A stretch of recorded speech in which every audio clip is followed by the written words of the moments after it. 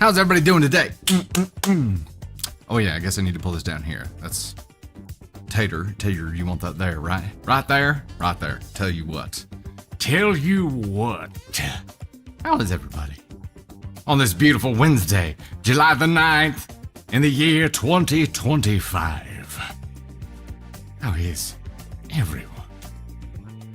I gotta shut a couple programs down here real quick. Boop, boop, boop, boop, boop. Pause. Google Drive syncing. Faux show. Close this program. Don't need it. Close this program. Don't need it. You will be happy to hear Candy Cam has been repaired. I don't have you on right now. She's not ready. She's inching up here. Candy Cam has been repaired. I knew what it was. I just had to confirm it after a stream and not subject y'all to that echo again. But whenever I hooked up that camera, it activated the onboard microphone on that camera.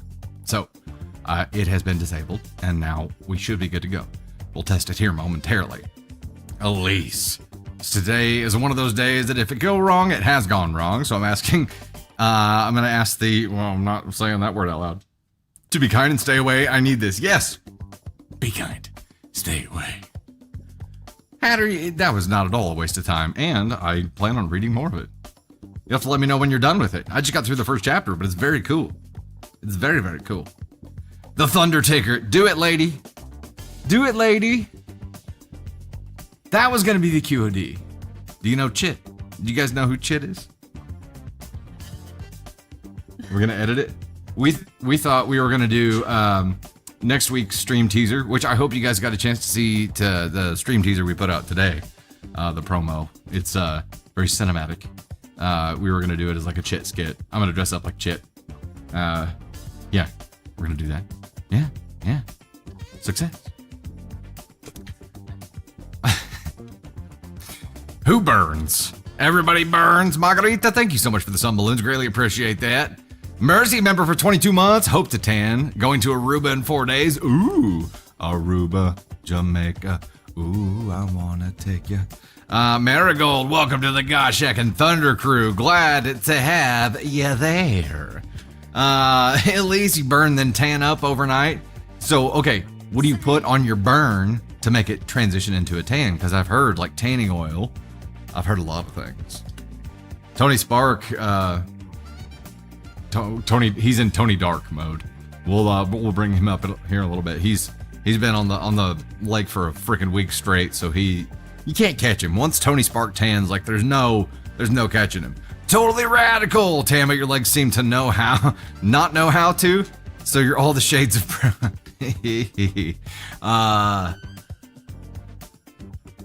Oh, nice. You go on a weekly walk with Mr. Hatter. You know what? Candy Thunder and I got to go on a walk, just her and I last night. And it's so nice to be able to just chat and chill with my lady and not have the dogs and I love going on a walk with the dogs and the kids, but it is so nice to just have my lady, and to be able to talk about things that we wouldn't be able to talk about otherwise, you know?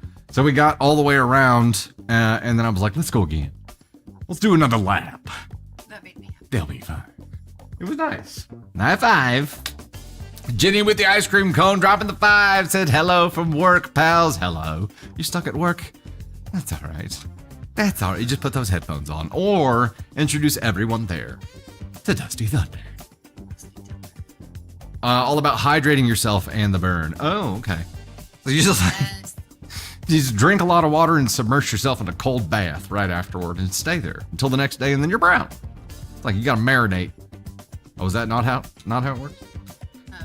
Cali tan, love it. There was one year where I burned real bad, like blister burn on my shoulders, and every year since then, like I blister up on my shoulders, but mostly just tan. I don't know what the deal is. Gold Bond moisturizer lotion, Donna. Use aloe with tea tree oil, then liquid IV. Heard. Gotcha. What's up, Rosa in Finland? Burn then tan the next day.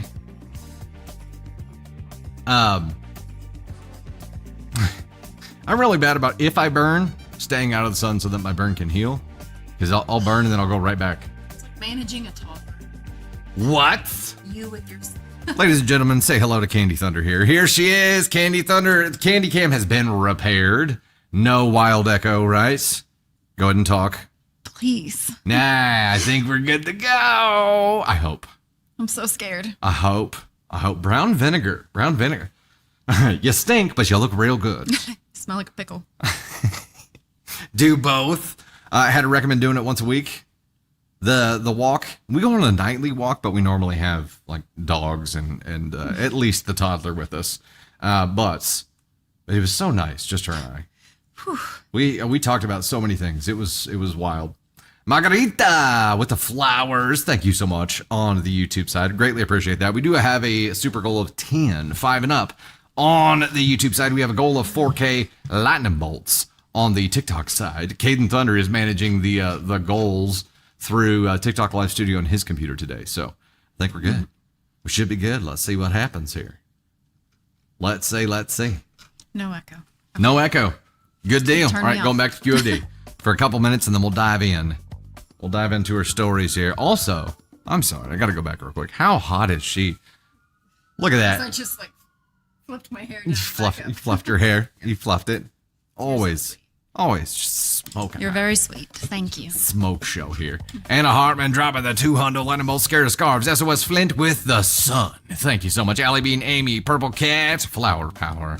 Says smoking. Agreed. Yeah, absolutely. SOS Melissa, Allie Bean. Thank you so much. Darian dropping the 5 said, hey all, tan like no tomorrow. Also would love to say finally subscribed and I've missed so many stories. Hey.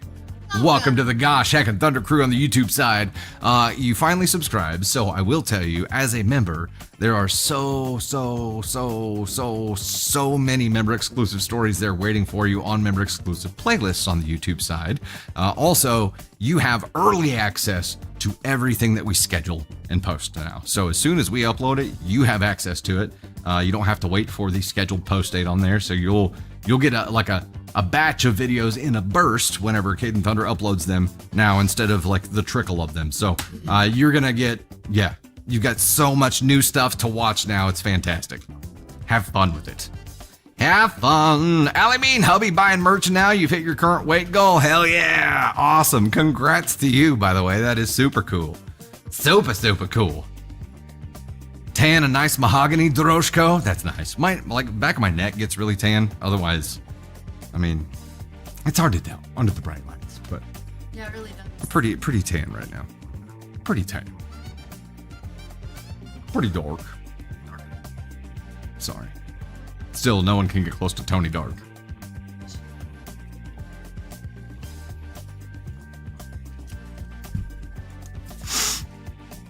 Mama Bear, Scared of Scarves, Christian Museum Girl, thank you so much for the love. Vicky, Alice, see you there as well. Megan, Burn Then Tan. That seems to be a common thing. 5 to 12 hours in the sun for 9 consecutive days. That would do it. I would probably be hospitalized after this. Being bad and watching from work, Michelle. Yeah, how do you stay hydrated? Because you don't drink a ton of water. You just drink a bunch of beer, right? There's water in beer, but I don't think beer's a hydrating kind of thing. Is it because you're in the water? Like your skin is absorbing it? It's absorbing the lake water? Lake water. Maybe that's it. Maybe lake water helps you not burn. Fellow Hermit Fairy member for 17 months at the Gosh Heckin' Thunder crew. As a hermit, I burn for like 30 hours after being out of the sun, then it only slightly tans. That sounds fair. That sounds fair. I know a lot of really fair complected people that man, it's just tough. It's just tough. Bush Light is basically water. It's okay, Elise says. Flavored water. Flavored water. Black Nunez says, hey Dusty, when are you going to do another 24-hour live? Oh, okay.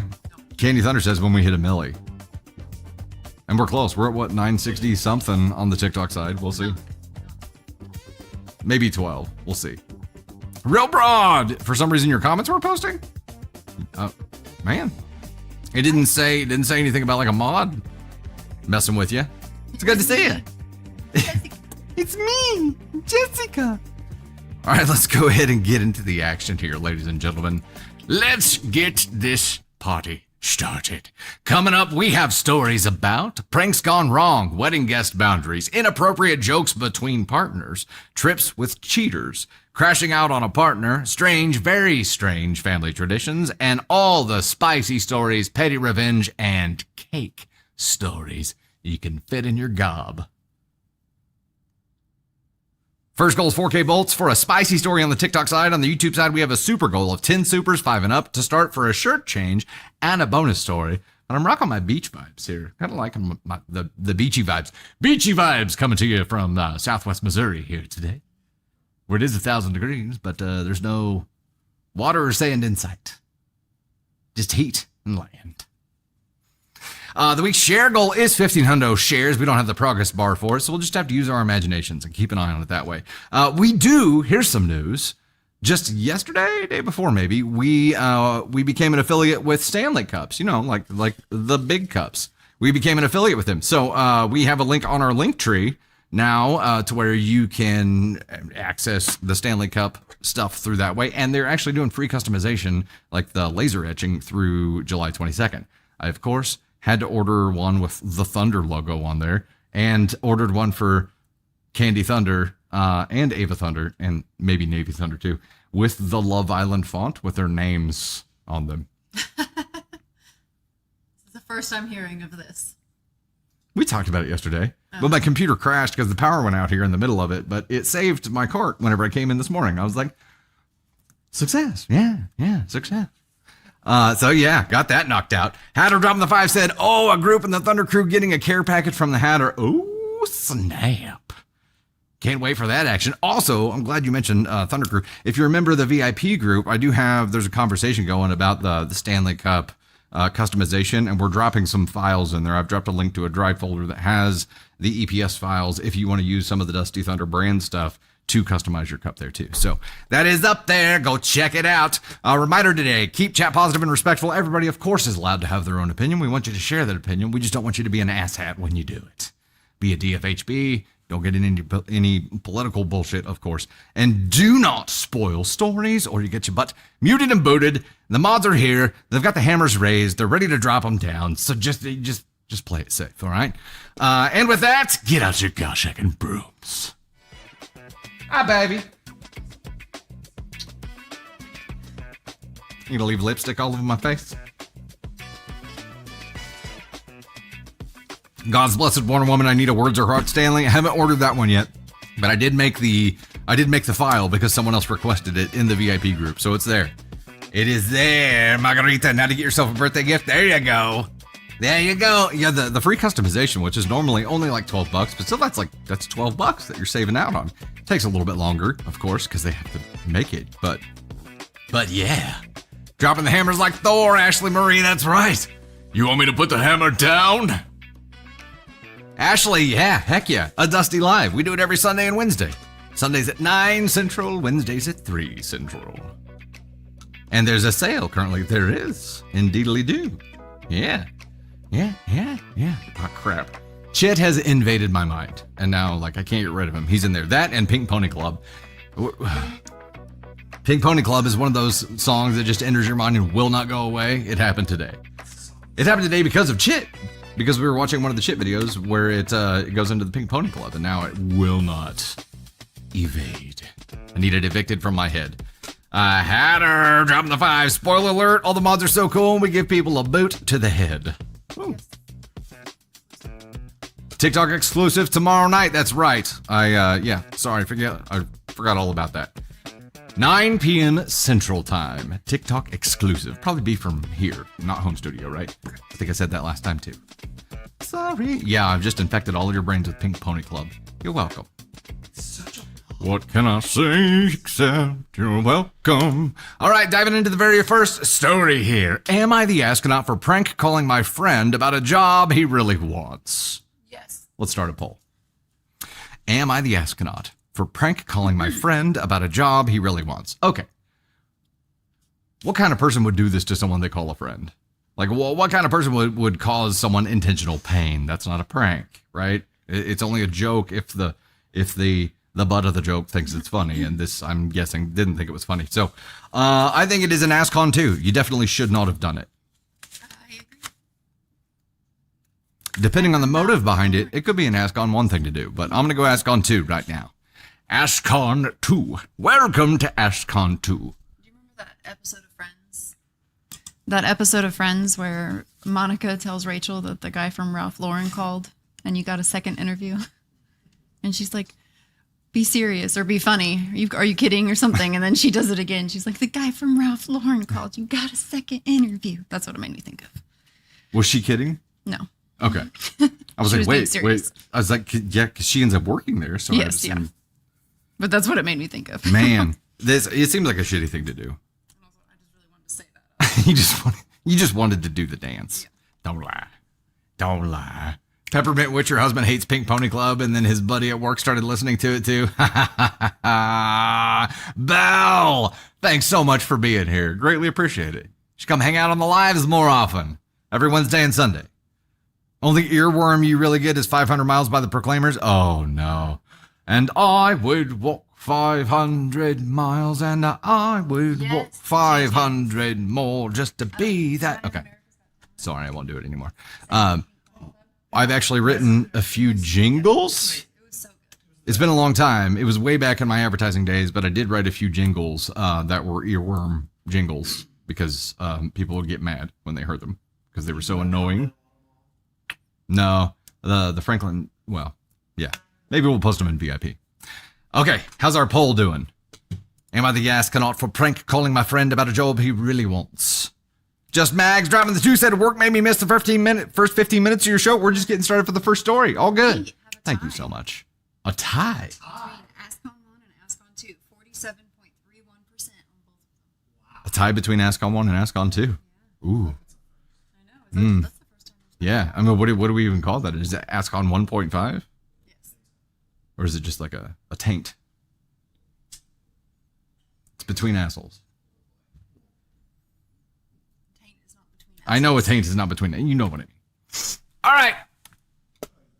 A tie between Ask On 1 and Ask On 2. Let's rock and roll. Am I the astronaut for prank calling my friend about a job he really wants? So my friend, male 20 years, has been obsessed with working at the casino for a while now. We live in a somewhat small city, and the casino here, at least in my opinion, isn't that great compared to some other big city casinos. Apart from cash card draws, poker machines at the table games, there's not really much to it. Anyway, he's been absolutely obsessed with working there for years since he stepped foot in it when he turned 18, and he's applied for a position there almost as soon as there's one available. However, he's never gotten hired. Every time we go to the casino, which is like once or twice a week, he'll bring up the fact that they're understaffed and they should hire him, and that he can be a dealer if they just hired him or something to that effect. It's honestly gotten to the point where it's just annoying and pisses me off every time he brings it up, because if they wanted to hire you, they would have already. So, as just a bit of a joke, I decided to prank call him and tell him that a position had recently become available and that the casino would like him to come for an interview at 1 p.m. the following day. Mind you, I made this call from a payphone at 9:20 p.m. at night, and I had an American accent going as well. We live in Australia. Almost 5 minutes after he got off the phone with me, he called our other friend, male 20 years, to tell him he had gotten an interview at the casino and he was so excited about it. I mean, he was just ecstatic, jumping for joy that he was finally getting his dream job. The other friend was in on the prank and hinted that maybe someone was pranking him, and maybe he should check with me, female 21 years, if I was the one pranking him because nobody else knows about his obsession with working at the casino besides us. Eye roll emoji. Long story short, I pulled his leg for a little bit, then ended up confessing that it was me who made the prank call. To my surprise, he was actually quite devastated. There was no life behind the response he gave me. That he didn't actually get an interview, which made me feel bad because I only intended for it to be a harmless prank. Anyway, I was debating with a friend who was in on it, and he keeps telling me it's just a harmless joke and that our friend will be fine, but I just want to get some other opinions. So, am I the astronaut for pranking him? Yes. Thoughts? What's up, Tater-Rooney? Thoughts here? Yes. YTA. You are, in fact, the asshole for doing this. That's not a funny prank, especially when he wants it so bad. Yes. Let's dive into motives for a second here. She was annoyed, right? She was annoyed by this every time they go to the casino, so she decided to prank him. But that's where That's where the confuzzlement starts, because what is this going to achieve? Maybe she thinks that this is going to devastate him so much that it ends his obsession. Was that the true goal? Because harmless prank wasn't it. It's not giving that. No, I think it's the more truth is said in jest, and she was trying to teach him some kind of lesson. I don't really know. I don't see this as a harmless prank, knowing how much this is what he wanted. Like, this was his dream job, and I think that's shitty. I think it's super shitty. I don't understand what she was trying to accomplish. That's where I'm like, I don't even know what she was trying to accomplish. But my first thought for old boy here is, if they go to the casino like once or twice a week, someone needs to tell him that once he gets a job there, he can't go there and like gamble, or he might be able to go there and drink and like hang out, but I don't think he can go there and gamble once he works there. I think can you not? I don't think they can do that. It's like a rule. So You can go there. you could go there, you just can't gamble. So he could go hang out and treat it like a bar, but he couldn't go play poker anymore. He couldn't go enjoy it the way he enjoys it right now. So maybe once he realizes that, the obsession will fade, because he'll be like, oh, well, shit. But this was not harmless. That's for sure. What do you guys think? Where would he go on the scale here? I think he's a 2 for me personally. Or she is a 2. Oh, yeah. Yeah. She said she was female. Yeah, to me, it could be a 1, but it's the first story, so I'm going to go 2. I haven't gotten to a spicy one yet. Holding back that ASCON one. I'm still there. It's something that OP definitely shouldn't have done. We don't really know what the motives behind it were. The only thing keeping me from going to a 1 is the age. They're young. OP's 21. OP's friend is 20. OP's other friend is 20. They're young and dumb, right? I don't think it was malicious. I do not believe that this was a harmless prank, but I don't know that OP understands what the goal of what she was doing was.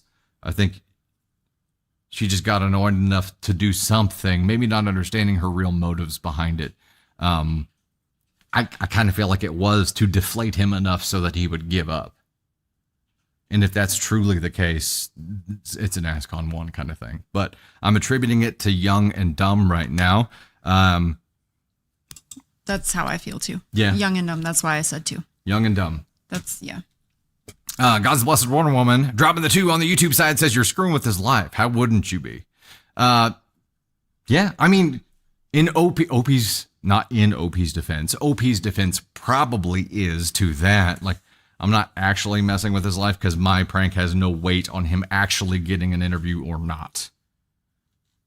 But it may affect his tenacity at which he pursues that job, which would affect it. So it could. It could. Definitely could. Purple Unicorn, your husband is security for a casino in Oklahoma, and you can go on your days off. You can go gamble? Huh.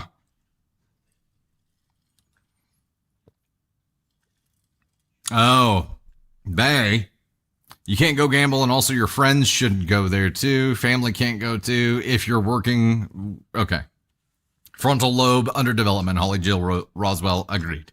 I think this is them not understanding what they're messing with here, and this is beyond playful ribbing. No matter what, right? This isn't something that you do to somebody you actually care about as a real friend.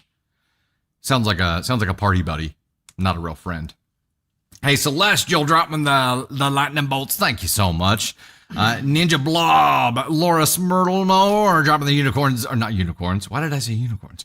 Dropping the lightning bolts there as well. Thank you so much. Scary Scarves. Trin, she's 21. The ages are 21, 20, and 20. So I think it's prohibited in Australia to gamble where you work. Prohibited in Australia to gamble where you work. So, yeah, OP's friend would not have been able to. Guess what, OP? You didn't have to pull a stupid prank. All you had to do is tell him that. Probably would have been dropped. Rousal. Sorry. It's my Les Dixia. All right, we're going to dive over to our next story here. We were at AskOn 2 for that one. Agreed? Tater and I agree on that one. I know a lot of people feel it was an AskOn 1 thing. I think the young and dumb, it doesn't lessen the sting of it, but it makes it less intentional sting. Know what I mean? Rousel. That's going to take me some time. My brain is gonna take some time to figure that out there. I don't know where we're at on the gift goal because I can't see those anymore, Tony Spark. I can't see them. Oh, gotcha. 2,300 out of 4K on the bulk goal right now. And as a reminder, that bulk goal on the TikTok side will unlock a spicy story and confetti. And the YouTube side, the 10 supers that we're after, which we are through 4 of them right now, will unlock Astronaut Helmet and bonus story. Heck yeah. The only goal of this is to demoralize him, Hannah. Yeah, I would agree with that. I don't think OP understood why she was doing or what she was doing it. And that's the young and dumb thing. Okay, next story. Diving in. Am I the astronaut for sticking to the no kids rule and saying no to this request? Aye, aye. Thanks for the context and the title, OP. Appreciate that. Want to start a poll for us? It's a meaningless poll. We don't know what the hell OP's talking about. We're going to do a poll anyway. I assume it's a wedding. I think wedding makes sense to me too. Am I the astronaut for sticking to the no kids rule and saying no to this request?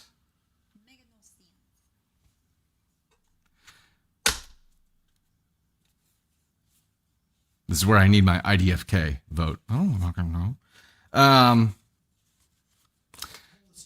Sticking to the no kids rule. Poll has begun. YouTube side, please vote with a comment here. Ash drop on the 10 says, in Australia, you need a gaming license to work in casinos. Instead of ranking him and stomping on his dream, she could have helped him find the right path to achieve his dream job. Agreed. Could have, right? Could have, if she were a good friend. And this is, again, the young and dumb thing. I think I did a ton of young and dumb shit in my early 20s as well. I would hope that I wouldn't do something like this to a buddy, to somebody I considered a friend. An enemy, sure. A frenemy, maybe. An enemy or a frenemy, yeah. Yeah. Hey, the Book of Shocker Mom says, happy flippin' Wednesday, Thunder famians are totally keeping my summer. What day is it, brain? Yeah, good. Yeah, I mean, the schedule. Artemis Wild dropping the 8 says, ask on one Bizzo. I'm particularly annoyed as a fellow Aussie. I understand. Okay, this one was, am I the astronaut for sticking to the no kids rule and saying no to this request? I have no idea. I'm going to stick to ask on too, because that's what I had up. It's probably an NTA though. Because the sticking to the no kids rule means that the rule was already established. So if that's the rule you had in the first place, then that's the rule you had in the first place. All right, let's go. All right. Is the poll done? You said let's go. Yeah, NTA is at 61%. NTA, 61%. Let's go. My wedding is in 2 weeks. Earlier today, I got a call from my mom asking if my older brother could attend with his partner's 7-year-old daughter. For context, my fiance and I sent out save the dates 7 months ago and formal invitations 5 months ago. RSVPs were due 5 weeks before the wedding to allow enough time to finalize headcounts for food, seating, etc. When I spoke with my brother, he originally RSVP'd no because his first child is due right around the time of our wedding. I told him I completely understood. He mentioned he might be able to make it later in the week, possibly bringing his partner's 7-year-old with them. They live across the country. Here's the issue. Our wedding has had a clearly communicated 21 plus only policy for nearly a year. We've already had tough conversations with family, including my future in-laws, to reinforce that this applies across the board. No kids, no exceptions, even for newborns. My brother already RSVP'd no and now says he can make it. Now my mom and my sister are pressuring me to be more welcoming and let my brother bring the child. But my fiance and I feel like our boundaries aren't being respected on what's supposed to be our day. We put this rule in place intentionally to give guests an adults-only atmosphere and to avoid exactly this kind of last-minute stress. To be fair, I understand how this could seem rigid or even unfair. My brother lives far away, and this might have been a rare chance for him to come, and I get that traveling with a 7-year-old complicates things. Letting them come might feel like a compassionate exception, but if we allow this one child after telling others, including close friends and immediate family, that no children are allowed, it undermines the rule we've held everyone to and could cause resentment or confusion. I don't think it's a could. I think it's a definitely fucking will. So, am I the astronaut for sticking to the no kids rule and saying no to this request? Before diving into the edit, let's discuss for a moment here. I don't think this is an issue of how do you feel about no kid rules for weddings in general. Because that's been pre-established. They already had that in place. And while I'm reading this, I'm picturing in my head, you know, if you and I ever went to a no kids wedding, I think it would be joyous as shit. No, so he would leave his wife who had just given birth, and go to a wedding. Don't understand that part. He says he could make it. I don't know what exactly that means. I would, and maybe she's someone who's fine with that. I don't know. Right after popping out a baby? But I would not be fine with that. Yeah, I don't think as a father of a newborn, you should be fine with that either. That's a whole other topic, I think, yes. from this. That doesn't pertain to OP, but I do think that's weird, in my opinion. Agreed. That's just how we would run. We would run things differently. I think that she said no and told other people no, and so the answer is no. Yeah. Like, I don't think there's ifs, ands, or buts about it. You can't. No means no. If it would absolutely cause drama if at this point they changed the rule for one person, the whole sea of people that you have already communicated this to, and you said you had tough conversations with a bunch of people already about it. It would be bad. The drama factor is exponentiated. Yeah. You know what I mean? This would be a freaking nightmare. And having no kids rule for people with kids, yes, that's complicated. I think it would be a great idea to have a no kids thing, but offer up an option for childcare. You know what I mean? Like have some kind of nearby venue or something set up where kids can hang out and it's staffed for people to help take care of those kids. That'd be great. But that's not on you. No, they don't have to do that. No, and it's not your responsibility. If you want to see a bunch of adults act like kids, that you should allow this one child to come when you specifically told other people they could not bring their kids. Because I feel like you would get a bunch of adults acting very toddler-like and throwing tantrums, and it would not be pretty. You set a boundary for your day. I think stick with that boundary, and I feel like your brother should respect that. And whether that means he finds someone at the location or the area to watch his child, or if they find someone to help watch brother's child, but your brother needs to respect what you've put in place for your wedding, because at the end of the day, it's their day. How about mom and sister? Is that what it was? Yeah, the pressuring. Yeah, pressuring to make an exception and to be more welcoming. I'm like, really? Really?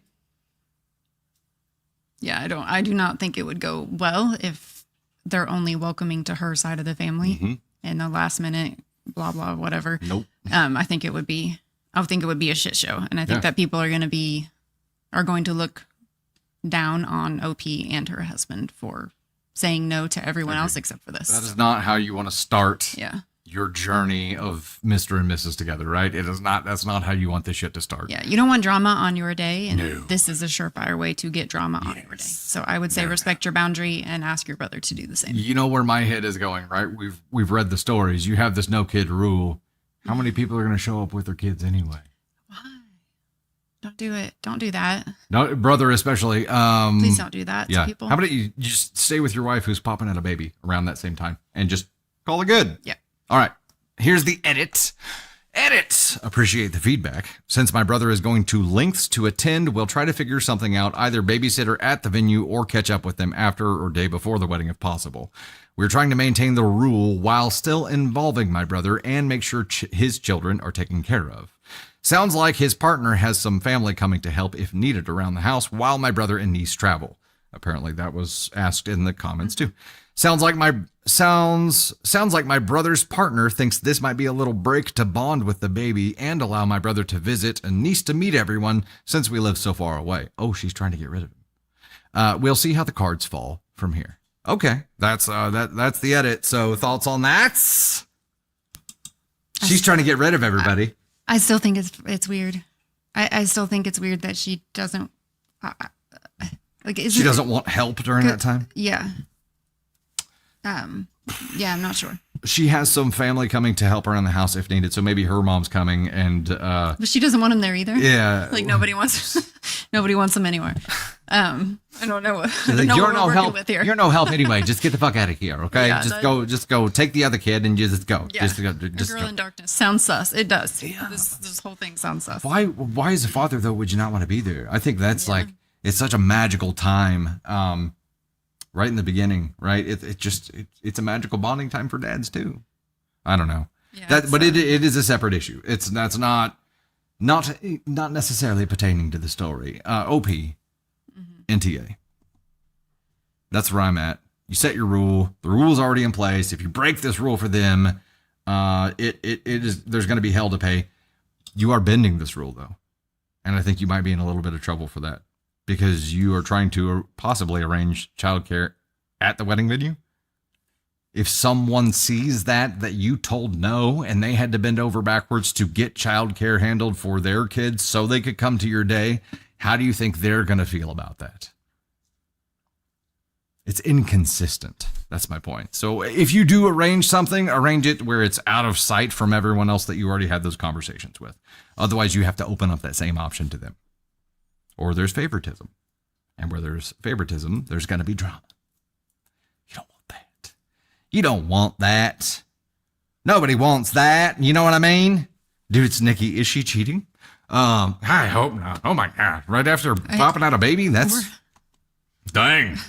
We're all more invested in this side story that's happening, the spooling up on the side with brother and his wife. That's true. Like, who's what? Is it his baby? Who knows? Sunshine Dre Mama says it's her brother. Who cares what anybody else thinks? I think OP cares. And OP's soon-to-be husband probably cares because the amount of bullshit drama they're going to undergo if they treat one person different than they've treated everyone else, it's going to create drama.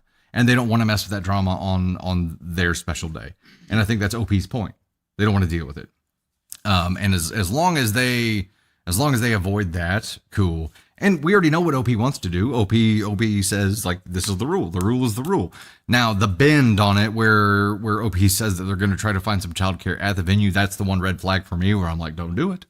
Don't do it. Again, yeah, your day, your rules, right. But if your rules are different, depending on who the person is, then there's going to be drama. Drama.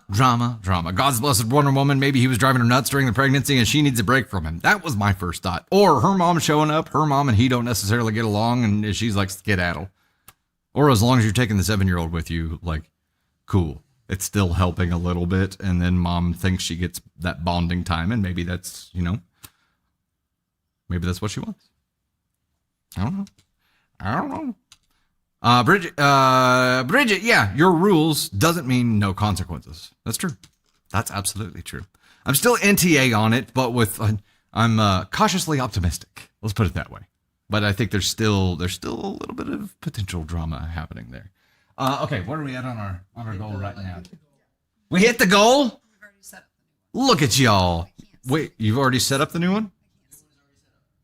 Oh, then I can't see the gifters on the previous one. Kaden Thunder's new at setting up the gift goals, so we don't have the list of gifters who made that possible. But I tell you what, I'll do some scrolling in chat and I'll try to play a little bit of catch up here. Yeah. I'll do a little bit of catch up on my side here and just see what I can figure out.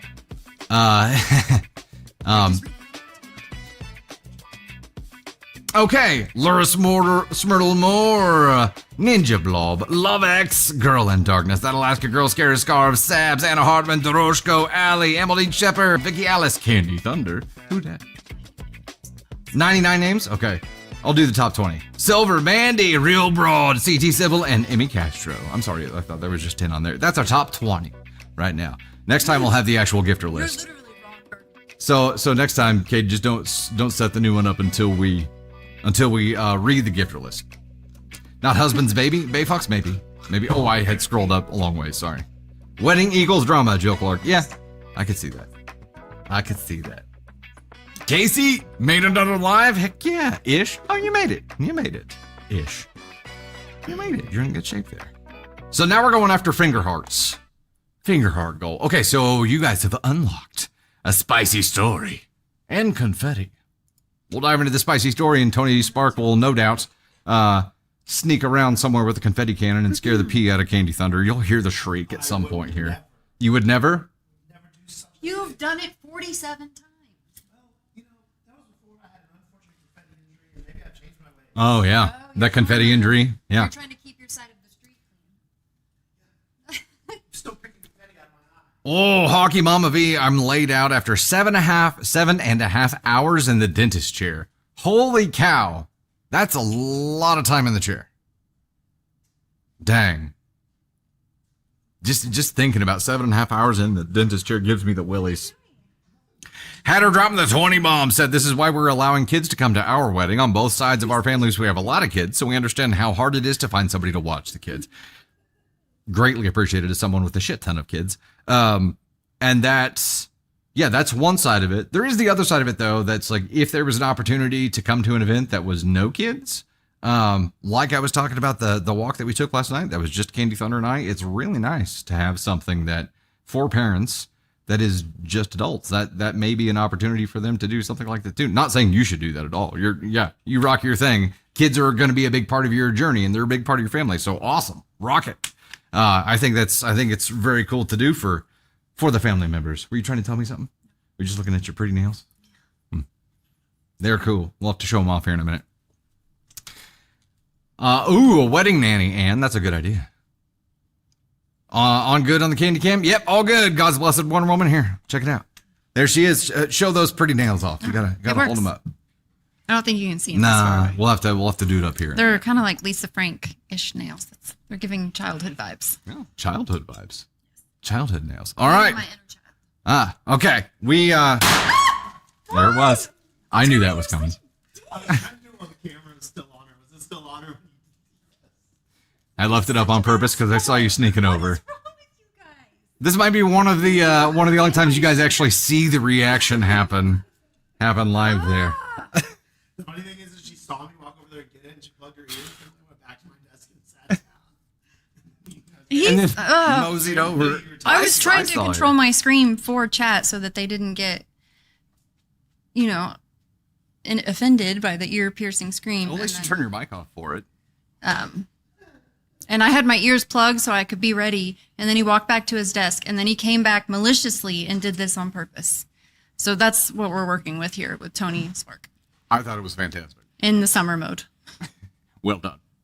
Well done, Tony Spark. Ruth dropping the 5 said, as someone that grew up in a family of 9, I understand both sides. But for my wedding, I'm planning to have a separate room with nannies for parents. That's awesome. That's the best of both worlds. Tater Rooney. All right, ladies and gentlemen, we got one of these for you. It's spicy story time. This one is titled, Am I the Astronaut for Leaving My Stepmom's Lake House Abruptly After She Called My Daughter a Brat? Would you start a poll for us, love? Yeah. Am I the astronaut for leaving my stepmom's lake house abruptly after she called my daughter a brat? I don't know why, but the inclusion of lake in this sentence he couldn't just say house. It had to be lake house. Well, I don't know why. I know, I get it, but like, would it matter if you're at your stepmom's muggle house versus lake house? Like, does it make it different? It's totally different. Yeah. If you leave your stepmom's regular muggle house, that's bad. But since it was the lake house, it's okay. Am I the astronaut for leaving my stepmom's lake house abruptly after she called my daughter a brat? Not a cool thing to say, right? And there's probably some I'm grandma, I can do that entitlement going on there as well. But look, if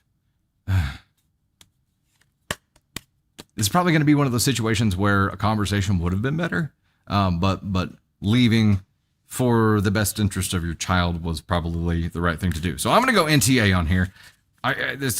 It's always a guess. It's always a guess at this point, but I'm going NTA. ESH might have been the way to go. Flamingo Lake House means stepmom's extra fancy, extra bougie, like Tony Spark.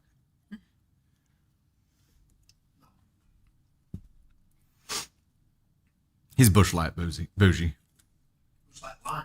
Bush Light Lime bougie. He's bougie. You know what though? That's a delicacy around here. You can't find it anywhere. Really? You can't find it anywhere? Between me and my buddy In Missouri or, yeah, I guess it is in Missouri. Dang. Couldn't you just put a lime in Bush Light? It's not the same. Not the same. Leanne, okay, leaving the lake house means it was leaving vacation. It must have been bad. So if they completely left vacation, like dropped vacation and went back home hours away, yeah, that's probably different than leaving her like her local house, right? NTA took it by 66%. Look at that. Followed by ESH at 18.5. Also, I really like Kaden Thunder punching in with those poll results. This needs to be a new thing. Okay. You can handle my poll moving forward. Title once more, am I the astronaut for leaving my stepmom's lake house abruptly after she called my daughter a brat? Over the 4th of July, my wife and I visited my stepmom at her boyfriend's lake house with our 2 daughters, 7 and 6. The girls had been staying with them the week prior. On Saturday, my daughter and another girl asked to leave the lake early to play in the hot tub. My stepmom said no, and my daughter got upset and cried. The other girl then asks, "What do you even like about her?" And my daughter said, "She has a new house and money." Not the most thoughtful thing to say, but she's 7 and the lake house has just undergone a big renovation. The other girl ran and told my stepmom what was said. My stepmom had been drinking all day and clearly took it personally. Later, I saw her walk up to my daughter sitting quietly on the couch, get in her face, and say, "You make me so sad." Okay. Let's not get liquored up and try to start drama with 7-year-olds, okay? I immediately stepped in, told her to stop, and sent my daughter out of the room. I told my stepmom not to talk to my kid like that, and we started arguing. I asked if we could speak privately. There were a dozen people in the room, 10 feet away, but she refused and kept saying my daughter was spoiled and entitled, and that it was clear how we really felt about her. I told my wife we were leaving and went to pack. We had planned to stay until Sunday, but I didn't feel comfortable anymore. My wife supported me, even though I could tell she wasn't fully on board. While packing, my stepmom came upstairs still being defensive. We got into a shouting match. I told her I didn't care about her money and never wanted a dime from her. She kept bringing up how entitled my daughter was. She walked out and I continued packing. As I was loading the car, her boyfriend came out and told me he didn't think we should come back. He said she was heartbroken, but I let him know I appreciated his hospitality. He hadn't been involved in the conflict at all. Before leaving, I asked my stepmom if she wanted to say goodbye to her granddaughters. She wouldn't speak or look at me. Later, she came outside and said goodbye to the girls. I told her I loved her, and she snapped, "You have a hell of a way of showing it. I doubt it." That started another argument. Her boyfriend confirmed he had said we shouldn't come back. When she asked if he was going to say goodbye to the girls, he's been in their lives since they were toddlers, he hesitated, then stuck his head in the car for a quick goodbye. She would never act that way with his grandkids. We argued once more, and she ended up calling my daughter a brat. That was it. I said we're done and left without saying goodbye to anybody else in the house. And that's the end of the fucking story. Okay, so the question was, am I the astronaut for leaving my stepmom's lake house abruptly after she called my daughter a brat? Okay, so this all started with a 7-year-old saying that she only liked her step-grandma or grandma because she had money. And she has a new house and money. She's 7. She's 7. She doesn't understand what she's saying or the impact it has on other people, right? No. For a liquored up, grown-ass adult to get in a 7-year-old's face. It's like, go ahead and get this bitch out here. I feel like that's a normal, like, kids respond like they're honest. They don't understand how their words have. That's our job to teach them. Yeah, we're working on that with a 4-year-old. In my opinion, I think the dad asked her not to do that, which I think is fine. He asked to have the conversation elsewhere away from the other guests in the house. Which I think is respectable. And I feel like that's what should have happened, but stepmom didn't want to take it there. And so I feel like maybe because she was drinking, her emotions were heightened. But yeah, I would have a problem with someone who had been drinking all day trying to have that conversation with my 7-year-old child. Yeah. I don't think they're there just because, like, and OP said, I've never wanted her money. I've never asked for her money. I think maybe the daughter knew that the renovations cost money. Like, that's how I see it in my head. They renovated the house. now it's like, I don't know. I could see a 7-year-old piecing that together. And at the end of the day, she's fucking 7. Like, I don't expect her to respond with the most thoughtful response. I feel like stepmom escalated the situation because she was inebriated and it went way worse than it should have. Yeah. Okay, so I don't know why but this whole thing makes me extremely uncomfortable. I can smell like the breath, like the alcohol breath in my head. And I'm like, that's the part that's like it's bothering me on some level. And I know that's because of my own like past and like I don't like triggered? alcohol. Yeah. I don't like that smell. Like the smell bothers me because I have been around people who are alcoholics. And so like in my head, I feel like I'm more bothered by this than I would be if I hadn't had those experiences. Yeah. But yeah, I don't like how this was handled by stepmom at all. No, it's very uncomfortable. Even if, I mean, everybody thinks they're doing the right thing, right? So in her liquored up bouginess was probably thinking, I need to go let that child at least know how she made me feel, so she understands that her words hurt people. But in her drunken delivery, it just came off as abrasive. Right. Yeah. It just came off as shit stirring. And that's when OP jumps in here and is like, whoa. And then wants to have a private conversation to try to hash it out. And look, if she had come to him first and been like, hey, I heard she said this. Can we talk so she really understands that really hurt my feelings? And dive into it that way. Maybe that'd be the play, but it's gross. It's gross. Look, like, it is really tough as an adult to not let kids' words hurt you because we're human, but we have to grain of salt this and understand that like when kids say this shit, they aren't being malicious. They're either repeating what they've heard somewhere else, or they don't understand the context of it. They're not trying to hurt you. Yeah. But this is somebody who probably at her core does know that, and either wanted to be the victim, even if it meant, painting the 7-year-old as the aggressor here. I wish we knew who the other girl was.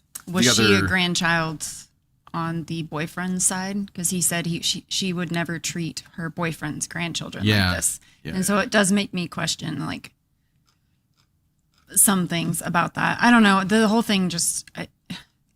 if you have a problem with something that a 7-year-old said, you should not be talking to the 7-year-old. You should be talking to their parent. Exactly. And let the parent handle it with their child. Or you should ask them to leave, whatever that looks like. But you don't go up to a 7-year-old while you're drunk and be like, hey, let's talk about this, because that's fucking wrong. And I would leave too. So the OP stepmom here toward the end, whenever OP said... told her he loved her, she snapped and said, you have a hell of a way of showing it. I doubt it. Alcohol could have played into that too, but that's the part for me that's like, no. This is somebody who is relishing in the conflict. This is someone who isn't looking for a solution. This is somebody who really wants the spotlight to stay on the problem and wants to victimize themselves as much as possible. And that's not somebody you should want to have your kids around. So lakehouse be damned. Like, just stay the fuck away from them, right? Navy likes going to my parents' house because they have a garden. I don't know. I could feel her saying that's why she likes my mom or my dad. She has a garden. She has a garden I get to pick stuff from. We've been working with Navy Thunder on trying to help her understand, like, that her words can hurt people when she doesn't understand what she's saying. She'll just blurt stuff out. And the context there of not being like, not yelling and being like, no, you're bad for saying that, or don't say that. But getting down on their level and being like, hey, whenever you say that, here's how it can make the other person feel, so that they understand what's happening. I think that's important here. And that maybe is what she thought she was trying to do, but just doing it in a clumsy, sloppy kind of way. Maybe sloppy's the word. I was just thinking of what Navy said to me. I'm not going to talk about it. I didn't want to go there because I didn't think you wanted to talk about it. But it was That's a VIP She conversation. doesn't understand. No, she doesn't understand 4. yet. So- That's what we're working on. Yep. Oh man. I feel like kids are born. They only need to think about themselves. Yeah. And they love people, but they love people in a way that is serving to them. And throughout childhood, you learn what it means to be there for others and show up for others with your words and with your actions and all those things. So as parents, it's our job to teach the other side of that. Yeah. So I think that's. And that's probably a and it sounds like conversation- Dad is doing that based Yeah. on the way he handled this and how he tried to diffuse this. The drive home conversation here would be an interesting one to get some context on. And if OP had been like, on the drive home, I talked to my daughter about how that, what she said, can really hurt people's feelings and make them act in ways that they don't really mean or feel too. That would have helped clarify that even more. But I agree. I think OP probably handled that the right way. Right. Yeah, I have no doubt. I feel like it was he did things right in my book. So Agreed. he's in TA. Agreed. I'm She right is there in with you. TA, I guess. I was assuming I thought son, but maybe not. Let No. Yeah, I don't know. me go back up and find out. My wife and I visited. No, we don't know. Yeah, we don't know. Could be either way. Yeah, there was Bay. What did you say here? Bay says, my nephew said he hates me because he was mad at me. I told him that is absolutely okay. And he was shocked. Oh, man. They grow filters. Kind or hurtful. Gene, I think that's a really good way to put it. They grow their filters based on like how they're conditioned, right? And the more context we could provide them, the better understanding they're going to have. In this context, grandma is probably teaching the 7-year-old, have that continued on, to just be afraid of her and to not want to go there, and to not tell her things, period. Just not to be herself around them. The other girl needs to know that Snitches get stitches, darling.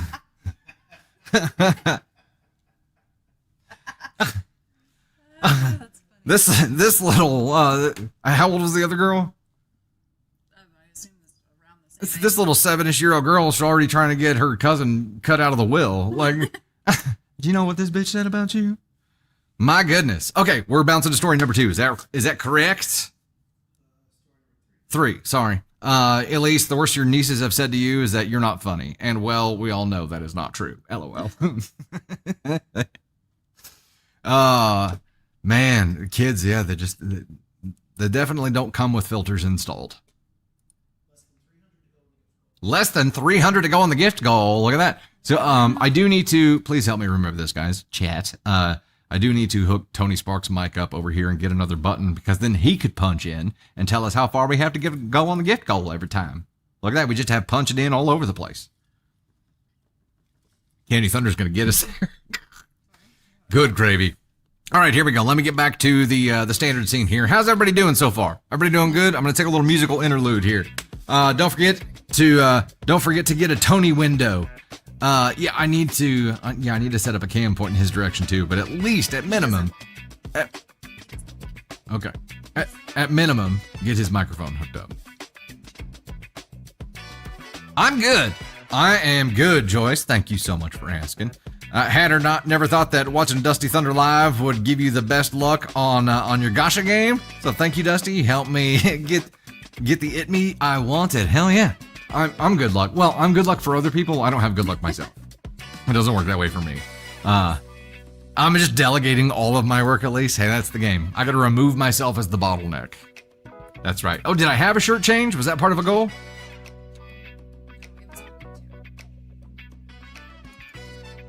Oh, we're one away on the YouTube side for the Ask and I Help Me bonus story. I think I said shirt change at some point here. It was in the intro notes. I think somebody didn't update the intro notes again. No, he's wrong.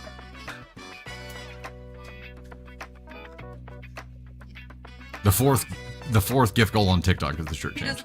It just wasn't reflected on the intro notes because someone never updates them. All right, here we go.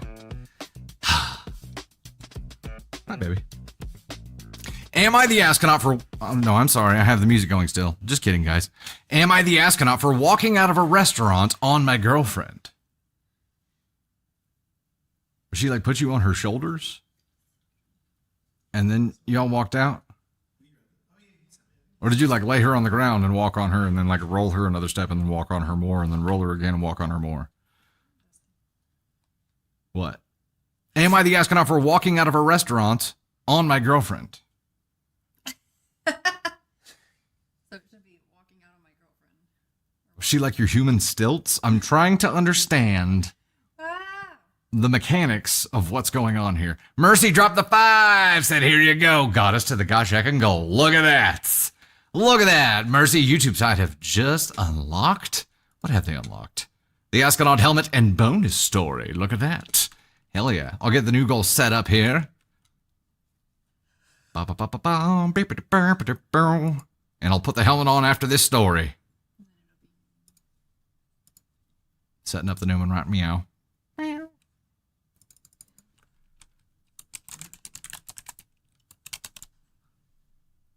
This one's going to unlock an AMA and is for 15 supers, 2 and up. Lowered it from 5 and up to 2 and up, but we're doing 15 now. That has started. You guys are awesome. Thanks so much. Mercy, you rock. Okay. Title is, Am I the astronaut for walking out of a restaurant on my girlfriend? I'm sorry, I'm really hung up on the wording here. But I want to see it.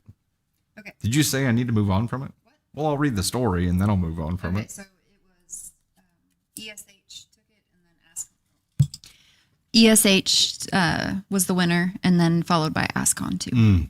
Okay. ESH, Ascon 2. Enterprise K just came from the toy collecting boyfriend story. Dude is betrayed hard. Like unforgivably. All right, let's dive in. Am I the astronaut for walking out of a restaurant on my girlfriend? ESH, Ascon 2, right? Yes, those were the chat. All right. Girlfriend and I were having dinner at a restaurant when she got a text from her best friend who recently gave birth, and she said, OMG, she got a C-section. She works as a nurse, so she then explained to me the type of incision they make for that and how it'll leave a scar. I then, as a joke, said, at least she'll still be tight down there. Oh, gosh. Nope. My girlfriend looked confused and then said that was a weird comment to make about her friend. I then said it's a very normal joke to make, and she disagreed. Okay, so time out real quick. That's not normal. Is that a normal joke to make? No. Also, I think he might have told on himself with the word still. At least she'll still be tight down there. How would he know in the first place? I think he's just assuming. I know. He's assuming with the joke. Nah, it's You're gross. It's yeah. Exit left. Exit stage left. Okay. TLDR of what happened. There was some back and forth. I asked her to drop it, and she kept trying to talk about it. I said to her, "You're so insecure." And she then goes, "Does it make you feel good to call me that?" What the fuck is wrong with this guy? So then I got really frustrated, got up and walked out of the restaurant and drove home. I am relieved to hear that he got up and walked out, not on her. She called me several times. I drove both of us there, but I was so frustrated and just wanted to get home, so I turned my phone off. She showed up at our apartment 30 minutes later and was really pissed, called me an asshole and overreacted, and that she waited in the cold for 20 minutes for an Uber. Am I the asshole for walking out on her and leaving her there for being frustrated?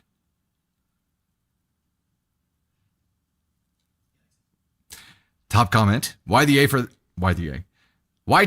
joke, YTA for thinking it's a normal thing to say, YTA for calling your girlfriend insecure, YTA for getting frustrated and storming off, YTA for leaving your girlfriend without a ride, YTA for turning your phone off, and YTA for posting here and making me read your bullshit.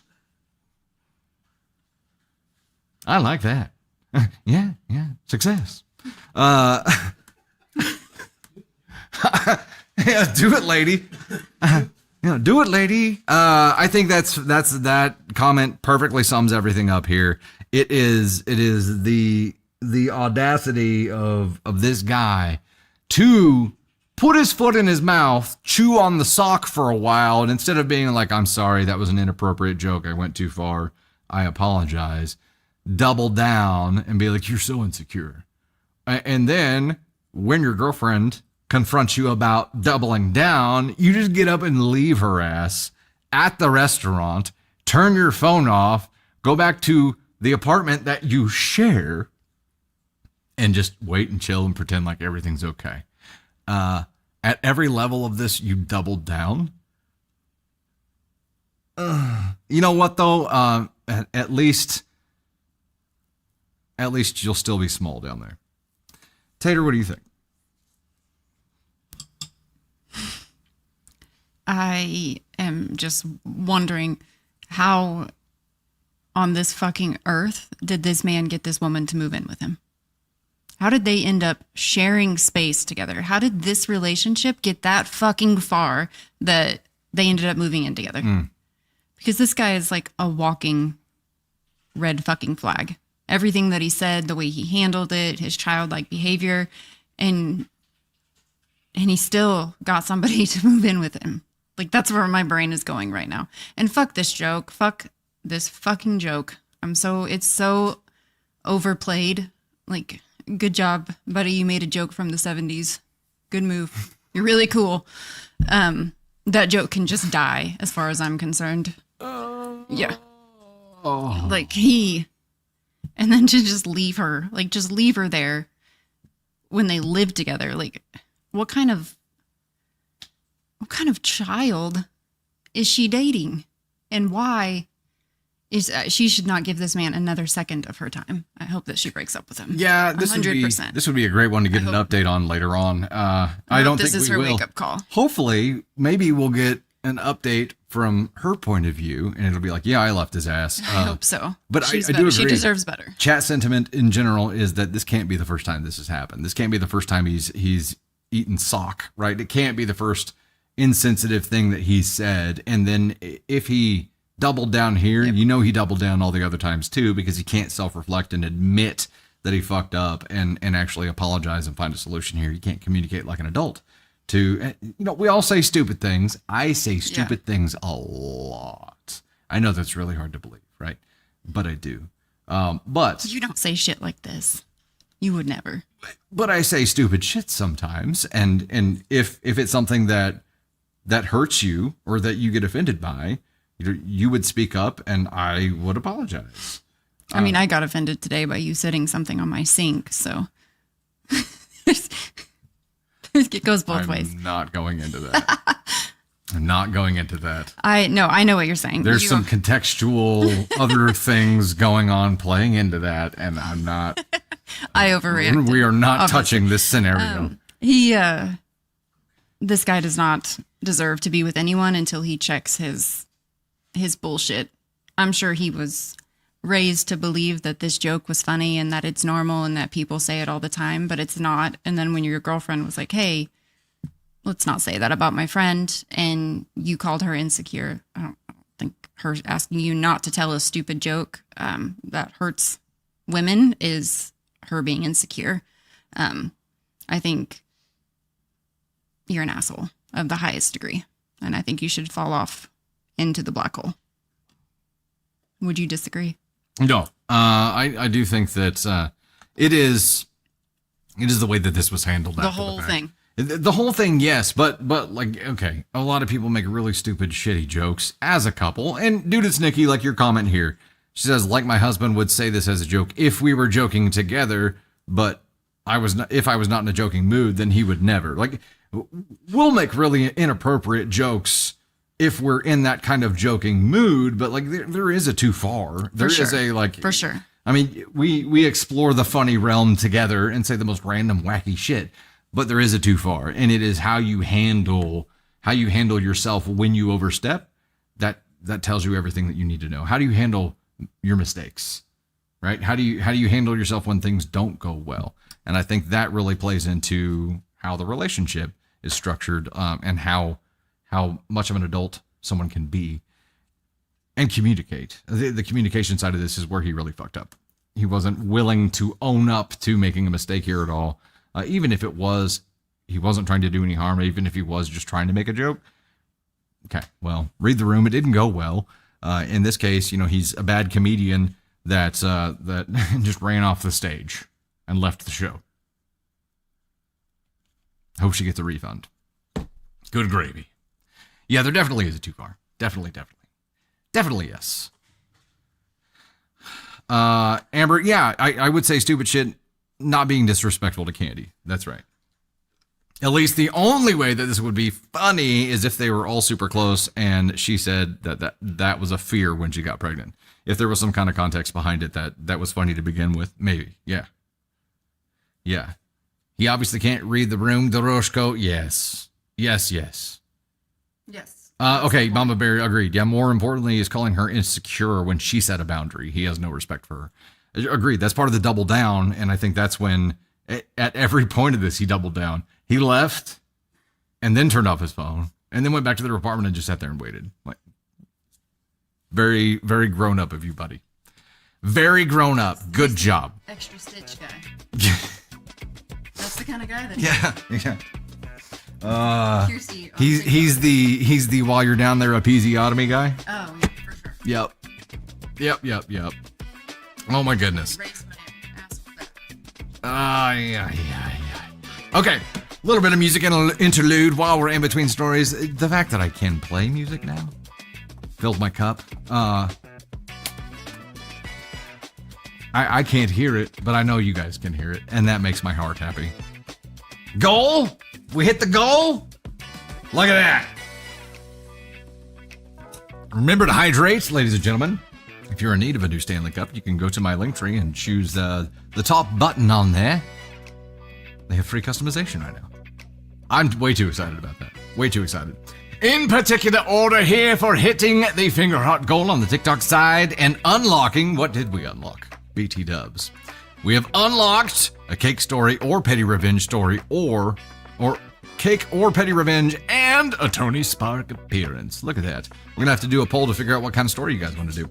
In particular order, Sam Goofball's in the number 1 spot at 2.8K. Then we got AK Mary in the number 2 spot at 2.3K.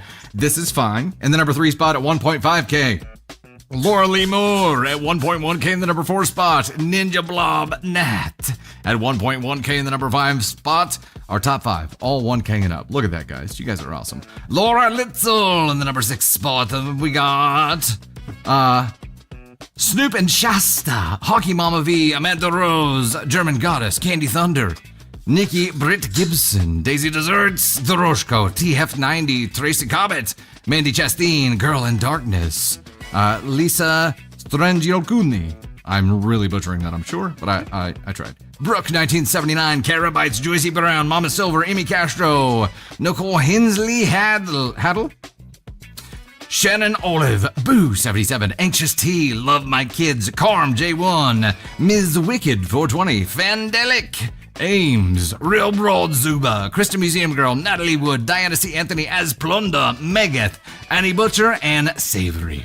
Thank you guys so much for the love. Greatly appreciate it. You have unlocked a special story. We will do a poll to figure out which one of those is going to be and a Tony Spark appearance. A couple of other ones here. Beyond, member for 15 months of the Kaden Thunder Crew, said, I missed y'all this week. What's the YouTube goal? It's not showing to me here. We have a goal of 15 supers. I think it's $2 and up. And right now we're at 1 of 15 on those. You guys have already knocked out the first gift goal there. Yoko dropping the 10 bomb, which is the one out of the 15 there, says, fuck this black hole brozo. The husband stitch, tight lower region crowd are so disgusting and demeaning towards women. I hope this asshole stays lonely. Fuck that guy. You know what? You're right. I didn't use this animation, and we absolutely need to. FTG. Just gonna keep shaking my head. That's what I got. Ann and Bragger dropping the 5 bombs at 299 viewers currently and only 84 likes for Dusty and Tater like the live. Thank you so much for the reminder. If you're watching on the YouTube side, please do remember to like the live. Greatly appreciate that. And thank you so much for the super. Ladies and gentlemen, we have a very special guest for you right now. Let's go ahead and bring him up for you. You can tell him how tan he is, because that's really what he wants to hear. Ladies and gentlemen, Tony Spark. That's my payback for the confetti. You just throw a chair at me. Yeah, roll a chair. Hello, people. What's up, party peeps? I don't feel like I'm that. My face doesn't look that tan. My arms are really tan. The arms are what got the tan. That and my... We don't want to do that. See, I got the watch. Got the watch tan. I got a lot of crap for wearing my watch at the lake because people would ask me what time it was. Like we'd be in the water or something, and they'd be like, "What time is it?" And then I see what you're doing over there. Yeah. Yeah. I had my watch on and be in the water, and somebody would be like, "What time is it?" And they'd be like, "Oh, I don't know." I was like, "Well, look at your watch." I'm like, "This has been dead for 4 days. I just haven't charged it." And they're like, "Why do you have it on?" I was like, "Because then, like, I wouldn't have the tan. I wouldn't have the tan. I don't want to fill the tan. You just have a burn stripe on your wrist. Yeah, I just have a bright red stripe on. I don't know why I like the tan line. Don't ask me. My feet look like I'm wearing socks even when I'm not. Yeah. So, yeah, my arms are really dark. I got too much sun. Got a little sun rash from that, but the coral shirt. I know the coral shirt I was gonna wear today. However, the coral shirt is not clean. I needed to do laundry. There's someone hula hooping an inflatable raft outside right now. So that's interesting.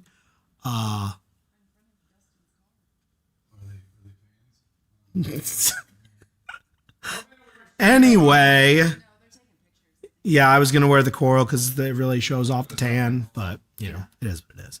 How's everybody doing? Everybody have a good, yeah, there you go. A consistent tan line is like a progress bar. That's how I can tell how tan I'm getting by this tan line.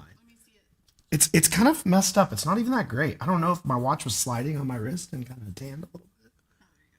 You can see it a little, but I feel like it should be more. My farmer's tan is worse. I have a really bad farmer's tan. So yeah. I wore an orange shirt on Monday and Dusty thought it was the coral shirt. But yeah, I think the watch here's the problem. I think my watch was sliding a little bit. And so I think that's the problem. So you didn't even have an accurate representation. I know. Well, my farmer's tan's pretty good. That's yeah. But yeah, I hope everybody had a good 4th. Mine was good. Spent a lot of time in the water, a lot of time on the boat, too much time in the sun. Drank a few canned waters. I went to the marina one day to get a refill on some beer, and we needed water because we ran out of water, which meant we were drinking water, bottled water, and they didn't have it, and I didn't want to go to the store because it was going to take too much time, so I got on the boat, went to the marina. Go to the store, I was like, "Hey, do you have cases of water?" And they were like, "No, we don't have cases of water." And they were like, "We have gallon jugs of water." I'm like, "Well, this is what's going to have to work." So I put the gallon jugs of water on the counter, and then I was like, "Oh, I might as well get some canned water while I'm here too." And she goes, "We don't sell canned water." And I was like, "I meant Busch Light." And she goes, "Oh, well, that makes sense." It's like, yeah. So I walked out of the marina at 9:15 in the morning with 4-gallon jugs of water and 4 cases of Busch Light. That was my morning grocery trip. What did Elise say? I just sent you a new perfect show off the tan shirt. Oh yeah, she did. She sent me a shirt. Thank you very much, Elise. It's like a light kind of green minty color almost. Nice. And Tony, your backside is really white in comparison. Is your back white from sitting in the captain's chair? Me? Yeah. No, that's how I wear a shirt. Oh, yeah, like a swim shirt. Hey, Darren, But my farmer's tan, don't look at that because it's gross because I've got sunrash. But I got a really good farmer's tan going on right now. Darian says, Tony, I do the same thing. I will wear mine when it's dead because I don't need burn line. Thank to you. keep track of my tanning. So whoever said it's like a progress bar to know how tan you're getting. Because in the wintertime, it's all one color, and that's just sad. Careful.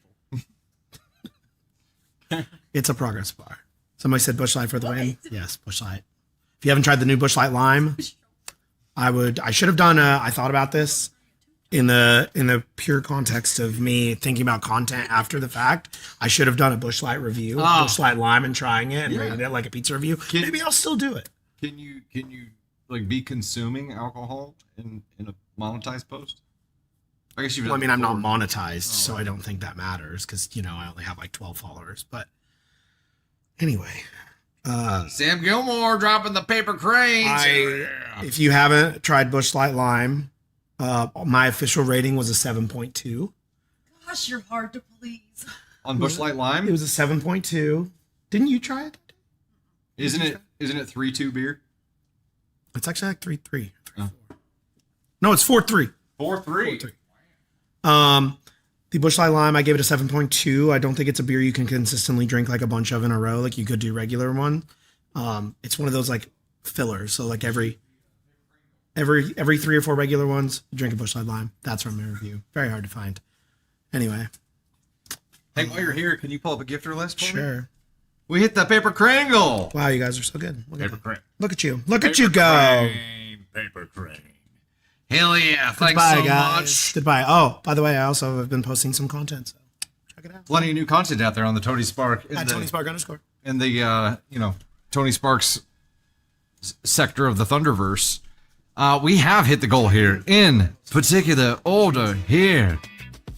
Number 1 for hitting the paper crane goal, Girl in Darkness at 3K. Holy moly. Ninja Blob Nat. And the number 2 spot at 2K. I just refreshed on me. Un momento.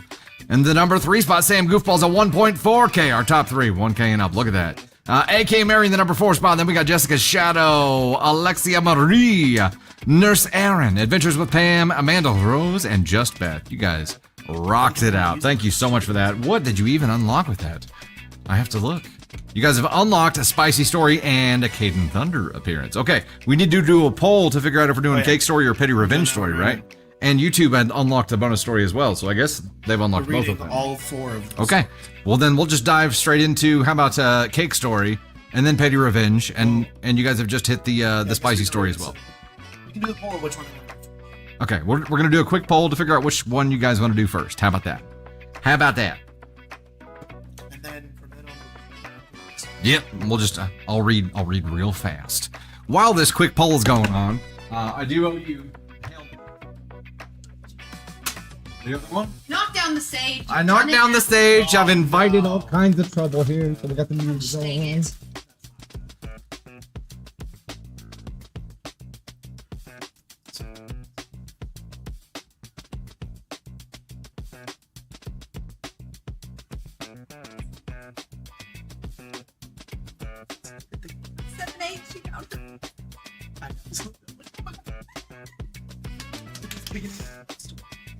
Spicy, petty, spicy. We're gonna read the spicy one for sure. We'll read the spicy one for sure. Did I get into Tony's chocolate bar? No, I still have some chocolate bar left over from our leg day. I did experience a little bit of it on the 4th, though. I was grilling out in the heat, while my brain was cooking as well. You did a 5-minute poll? Okay, well, let's get into That's what she said.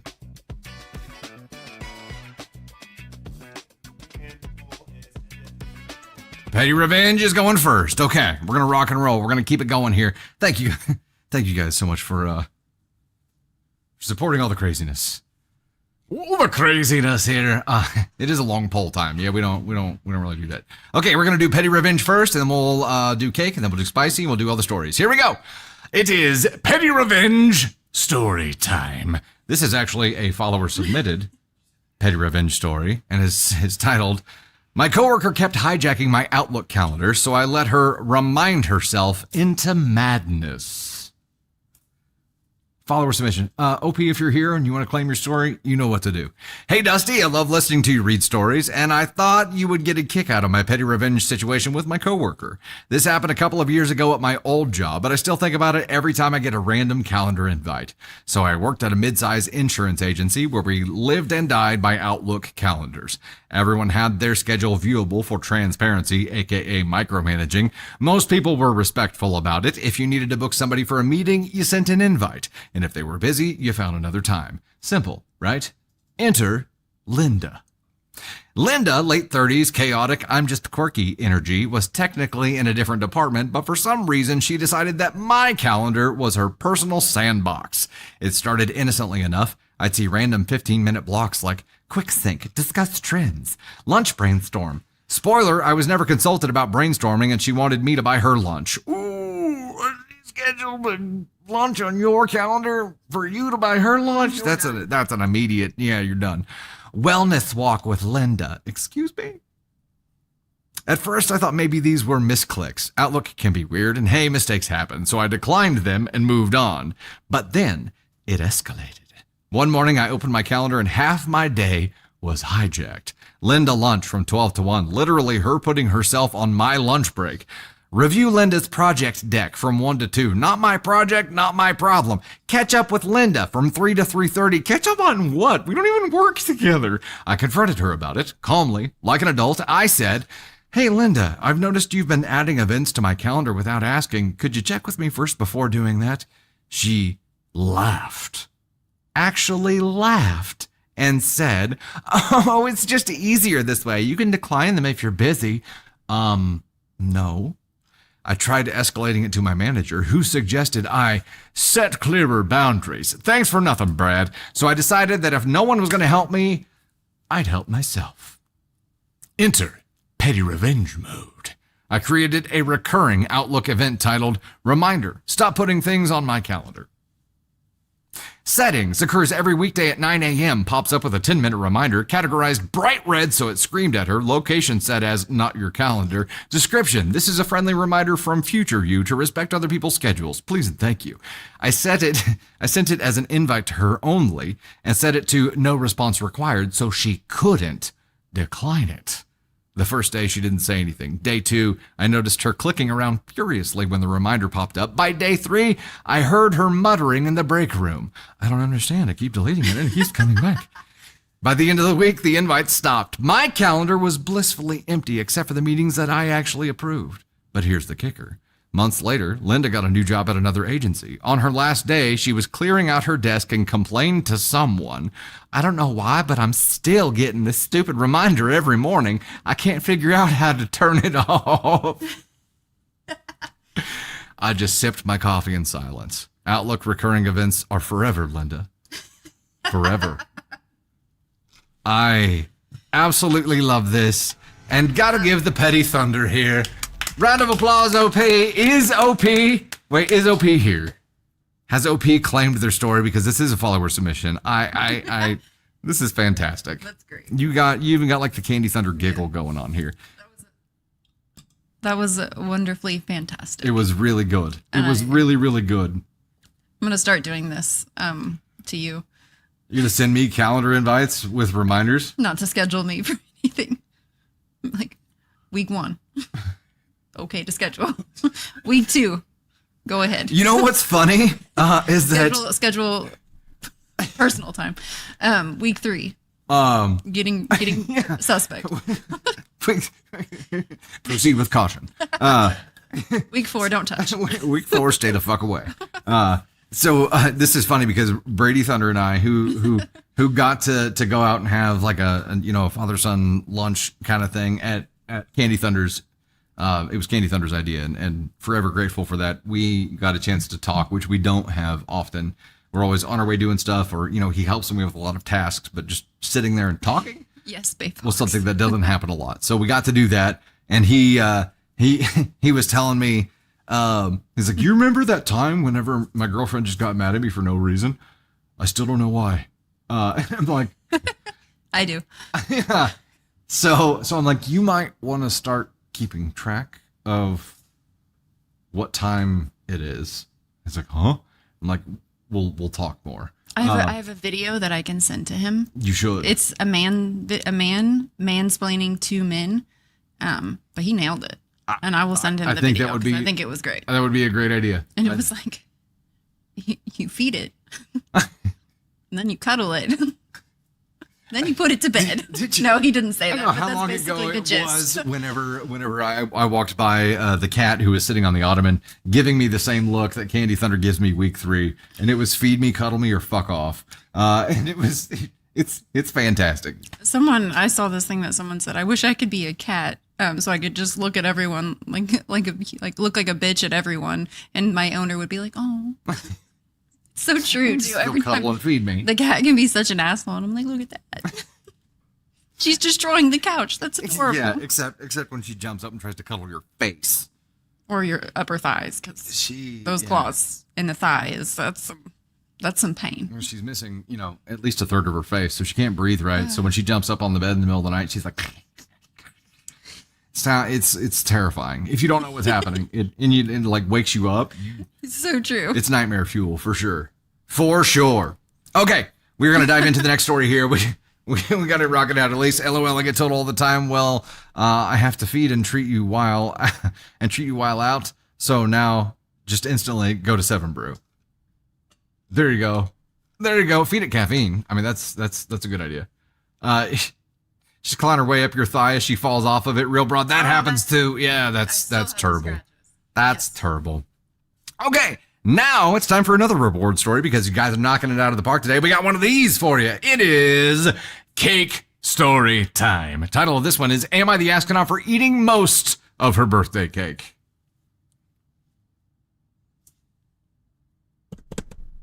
Shall we do a poll or should we just jump straight into it? Eat that cake. Eat that cake. Eat that cake in the hideaway. Eat that cake.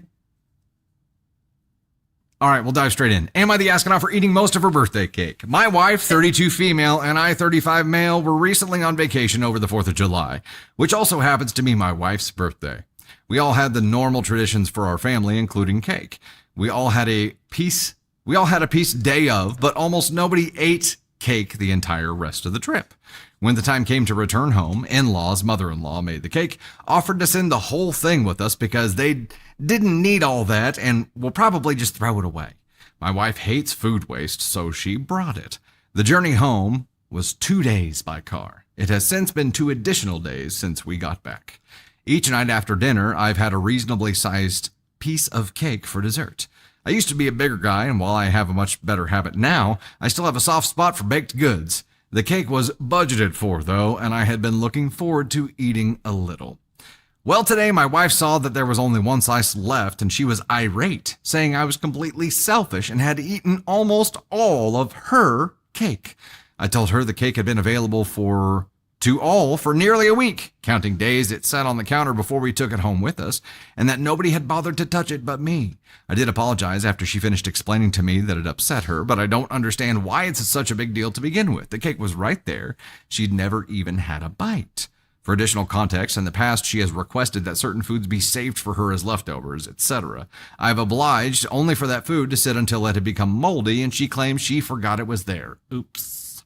For someone who hates food waste, allegedly, I find this behavior doubly puzzling. Was I wrong here? Okay, this will be an interesting debate. Also, I just want to say as a disclaimer that is shitting not food waste as well? It's the circle of life. I'm going to move on from that. But I love you. You've lost my train of thought. I'm sorry. Yeah, you should be. I've lost your train of thought. Okay, yes, with your Lion King thing. People may disagree with me hard on this, but I think that the birthday cake on the day you're celebrating the birthday person gets the first slice. Post birthday celebration, I feel like the cake is up for grabs. And that's just my personal opinion. My birthday statute of limitations on birthday cake is only 1 day. My birthday cake would be shared by all. I would hate for it to go to waste if it was great cake. I would agree. And I would love for people to enjoy it because I'm probably not going to eat another piece post that day. I'll go back later for the nightly birthday piece, post gummy, and then from then on, it's anyone's cake. Okay. That's just my 2 cents. I do feel a wee bit differently here because hubby, I feel like in this position, probably should have checked with her because he said that she hadn't touched any of it, hadn't had a single bite. He knew that. So as he sees that he's as he's nearing the end of the cake road here, I would have been like, hey, babe, this cake's about gone. Do you want to get in on this before it's gone? Hey, you would do that. Or every night it'd be like, 100%. hey, do you want a piece of your cake? Because it's going bad. It's getting drier by the day. This cake is not going to last. I would make sure that I asked you every time. 100%. You would offer to get me a piece. That I would probably just bring you a piece. Yeah, and I thank you for that. And I love, like, that's the reason that I love you, because you do those things. But I think when it comes down to it, it's It's not I feel like you don't. I appreciate that you do those things. but 100%. it's not an obligation though. It's just what I would do differently. I mean, if we have cake in the house and I want a piece of it, I'm gonna go get a piece of it. So I feel like she could have gotten a piece at any time, and the cake was a week old at that point. I don't think you did anything wrong. She knew the cake was there. I don't think you did it wrong. I just but, would have done it differently. And I agree. like chat says here, she would have seen him eating the cake, right? Unless he was hunkered over in the closet. I have been known. If you eat it in your closet, it doesn't count. Yeah, that's right. Those calories don't count. Yeah, I just would have done it differently. I do this thing where I'll talk Candy Thunder into having a treat late at night whenever the gummy's kicking in. And it'll be like, hey, do you want one of these Nutella biscuits? Or is that what it is? Nutella biscuit? Mm-hmm. What are they called? Yes. The Kinder biscuits? No, you were right. Nutella biscuit. Well, no, Kinder, yeah. The Kinder biscuit things. I'm like, hey, do you want one of these? And she's like, say yeah. no to Kinder stuff. But every time I ask her if she wants one of them, I'll bring two. Because I'm operating from this space where I'm like, if she says, yes, I would like one, I feel like that really means that she wants two, but she doesn't want to say that she wants two because she doesn't want to say that out loud because she wants to exercise some self-control there. Right. So I bring two because I'm like, this is what you really wanted. I know. But then when I give you the two, like part of me feels bad. I'm like, oh, but did you just want the one? And now I'm just like, now I'm a problem. Like cause I did this last night too, with the Belvita bar.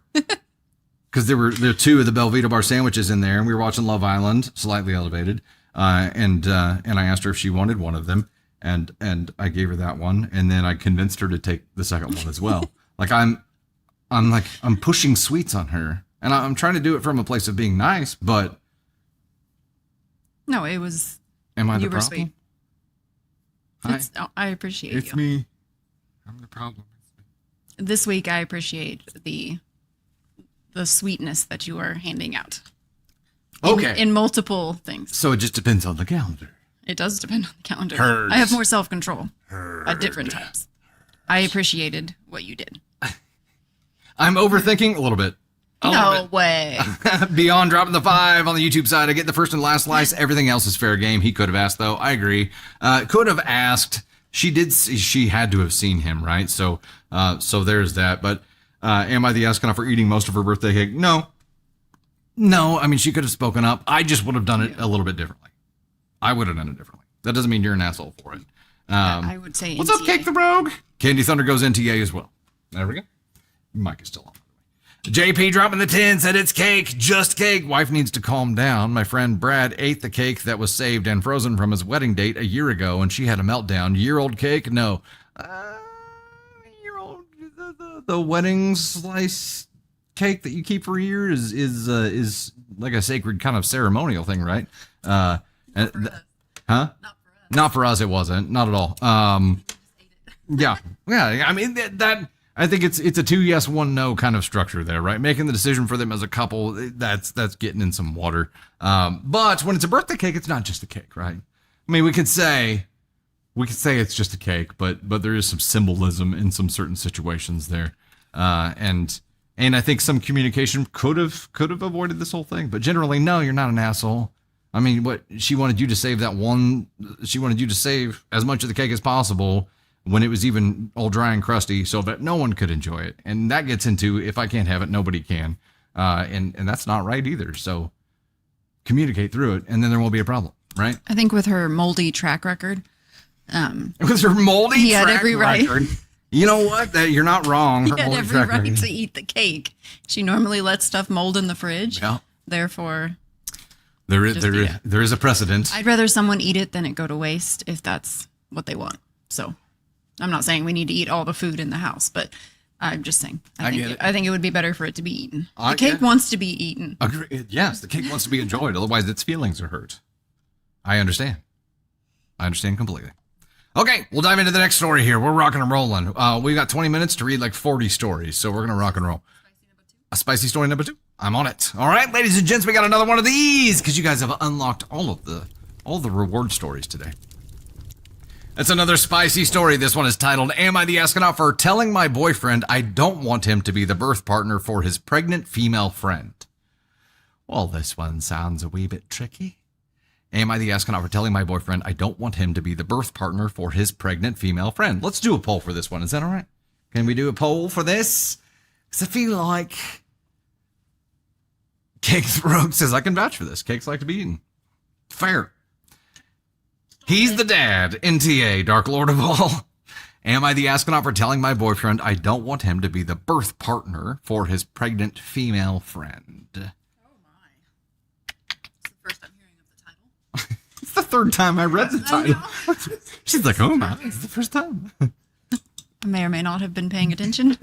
Sorry about that. Oh, man. Whoa. Fumbles. Never for Interesting. 3 months on the Thunder Crew. I just spit everywhere. I'm sorry. Says off topic, but my goodness, my 6-month-old baby girl, Selinana Banshee scream. Wait, Selinana? Is that her? Selinana? That's a beautiful name. Banshee screams are wild and loud. My first was not like this. 10 minutes, I couldn't hear anything. Oh, man. Some of those baby screams, like, especially if they're while you're holding them right in their ear, like, oh, yeah, that can get loud, loud, loud. Oh, the hold your shit together vibes for you. Hope your ears. You voted. Candy Thunder just voted thinking she was voting for the boyfriend. We really aren't paying attention at all, are you? I am not. What is happening over there? Am I the astronaut for telling my boyfriend I don't want him to be the birth partner for his pregnant female friend? I'm going NTA on this. NTA took it. Look at that. Would you just look at that? Hey, hold up. We hit paper crane goal, right? Kaden Thunder, are you getting ready to bounce? Do you have a minute? You guys have unlocked Kaden Thunder. I'd like to get him up here real quick to say hi before he has to leave, if you guys are okay with that. Tater Rooney, we'll have to back up just a bit there so the desk doesn't injure you. Kaden Thunder!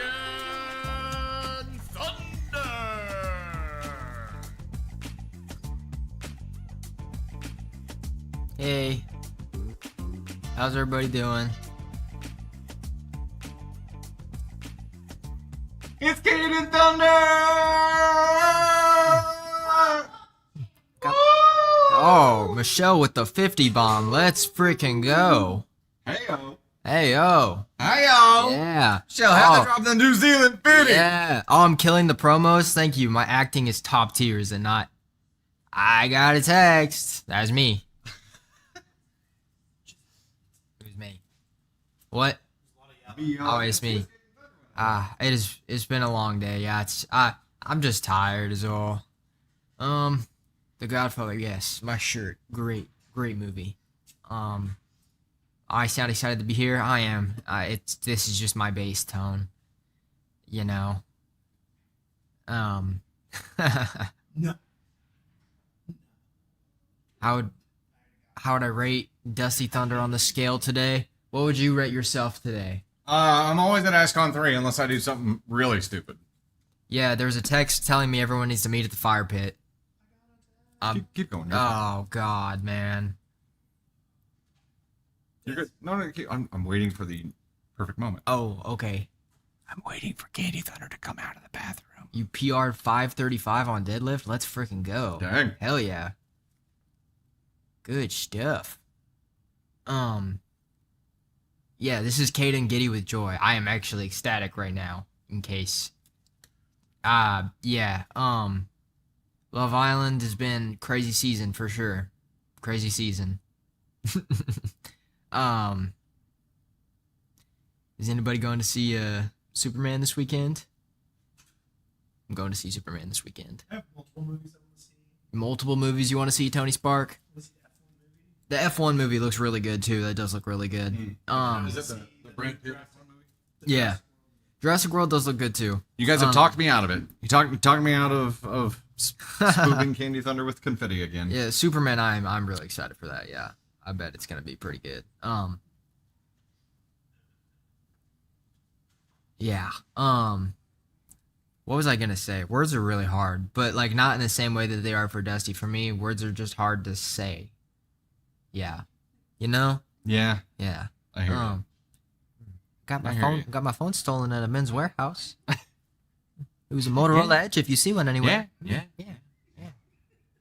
Beyond, I almost did. Thank you for the super, by the way. Yeah. I almost did creep up He was that. creeping. You guys talked me out of it. You talked me He out was of it. creeping. Yeah. All right, we'll let you go. Well, Kaden Thunder, ladies and gentlemen, thanks for hanging out. back to it then. He's gonna be. He'll be. You know what? We should have you playing Chit in the. Me playing Chit. Yeah, you should play Chit in the Yeah. promo, in the Back to stream it then. teaser for next week. Yeah. Taylor Barnum, your boyfriend heard you say Jurassic World and started yelling about how it's horrible. Is it? That's bad, man. I mean, always. Navy Thunder saw a promo for Jurassic World that came on like as a commercial during something we were watching, and she's like, "I don't like that." Like, yeah, you're probably not going to see that for several years, kid. It's a little scary for her right now. Okay, we are back to our spicy reward story here. It was, am I the astronaut for telling my boyfriend I don't want him to be the birth partner for his pregnant female friend? We went in TA. I, 23 female, have been with my boyfriend, 25 male, for about a year and a half. We live together and things have been pretty good. He's loyal and protective of the people he cares about, especially family. That's part of why this situation feels so complicated. He has a close female friend, 25 female, whom he's known for years. They've never dated, but she used to be involved with his younger brother. Their friendship predates her going out with his brother. Now she's also friends with the brother she used to date, but nowhere near as close as she is to my boyfriend. I've never really suspected anything going on between them, but I can admit it took me a little while to get used to dating a guy who had a really close female friend. I've just never experienced that before. They talk to me all the time and I'll hear a voice. They talk all the time and I'll hear her voice randomly and he's listening to her audio messages he sends her. She's always having problems with guys and relies on him to coach her through it or pull her off the ledge. He has guy friends too, and she hangs out with that whole group. She's one of those girls, if you know what I mean. She's also good friends with his female cousin, so she's pretty woven into their family circle. She got pregnant by a boyfriend she hadn't been with for too long. At first, he talked a big game and seemed supportive, but when she was around 4 months pregnant, he said he wasn't ready to be a dad and basically vanished. A few weeks ago, she asked my boyfriend to be her birth partner, be in the delivery room, coach her through labor, cut the cord, the whole thing. He said yes without even telling me beforehand. When he told me, I was kind of astounded. Childbirth is super intimate, and it felt wrong that he'd take on that role for another woman. He said I was being insecure and selfish, that she doesn't have anyone else that she trusts. I reminded him that she dated his brother and is also close with his cousin, and she has to have female friends or family, right? Why him? I can't imagine asking a male friend of all people. He said I was being territorial and that I wouldn't understand unless I was in her shoes. I asked if he'd be okay with my doing that for a male friend's childbirth, if that were a thing, and he said that's not fair because it could just never happen.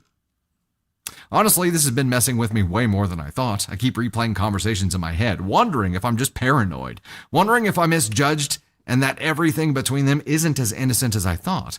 I also don't want to be this nagging, controlling girlfriend. I feel like if he were forced to choose, he would pick her and their friendship over me. It's hard to sleep or relax. I want to support him, but it feels like I'm losing him to her somehow, and that hurts. Now she's cold toward me, and he's upset that I'm not being more supportive. I do feel bad for her. She made the decision to keep the baby with this guy who said he would be there. She couldn't know that he would just up and leave. I told him I'm not forbidding him, but I'm being honest about how uncomfortable this makes me. Well, this one is not, this is not simple. This is not simple at all.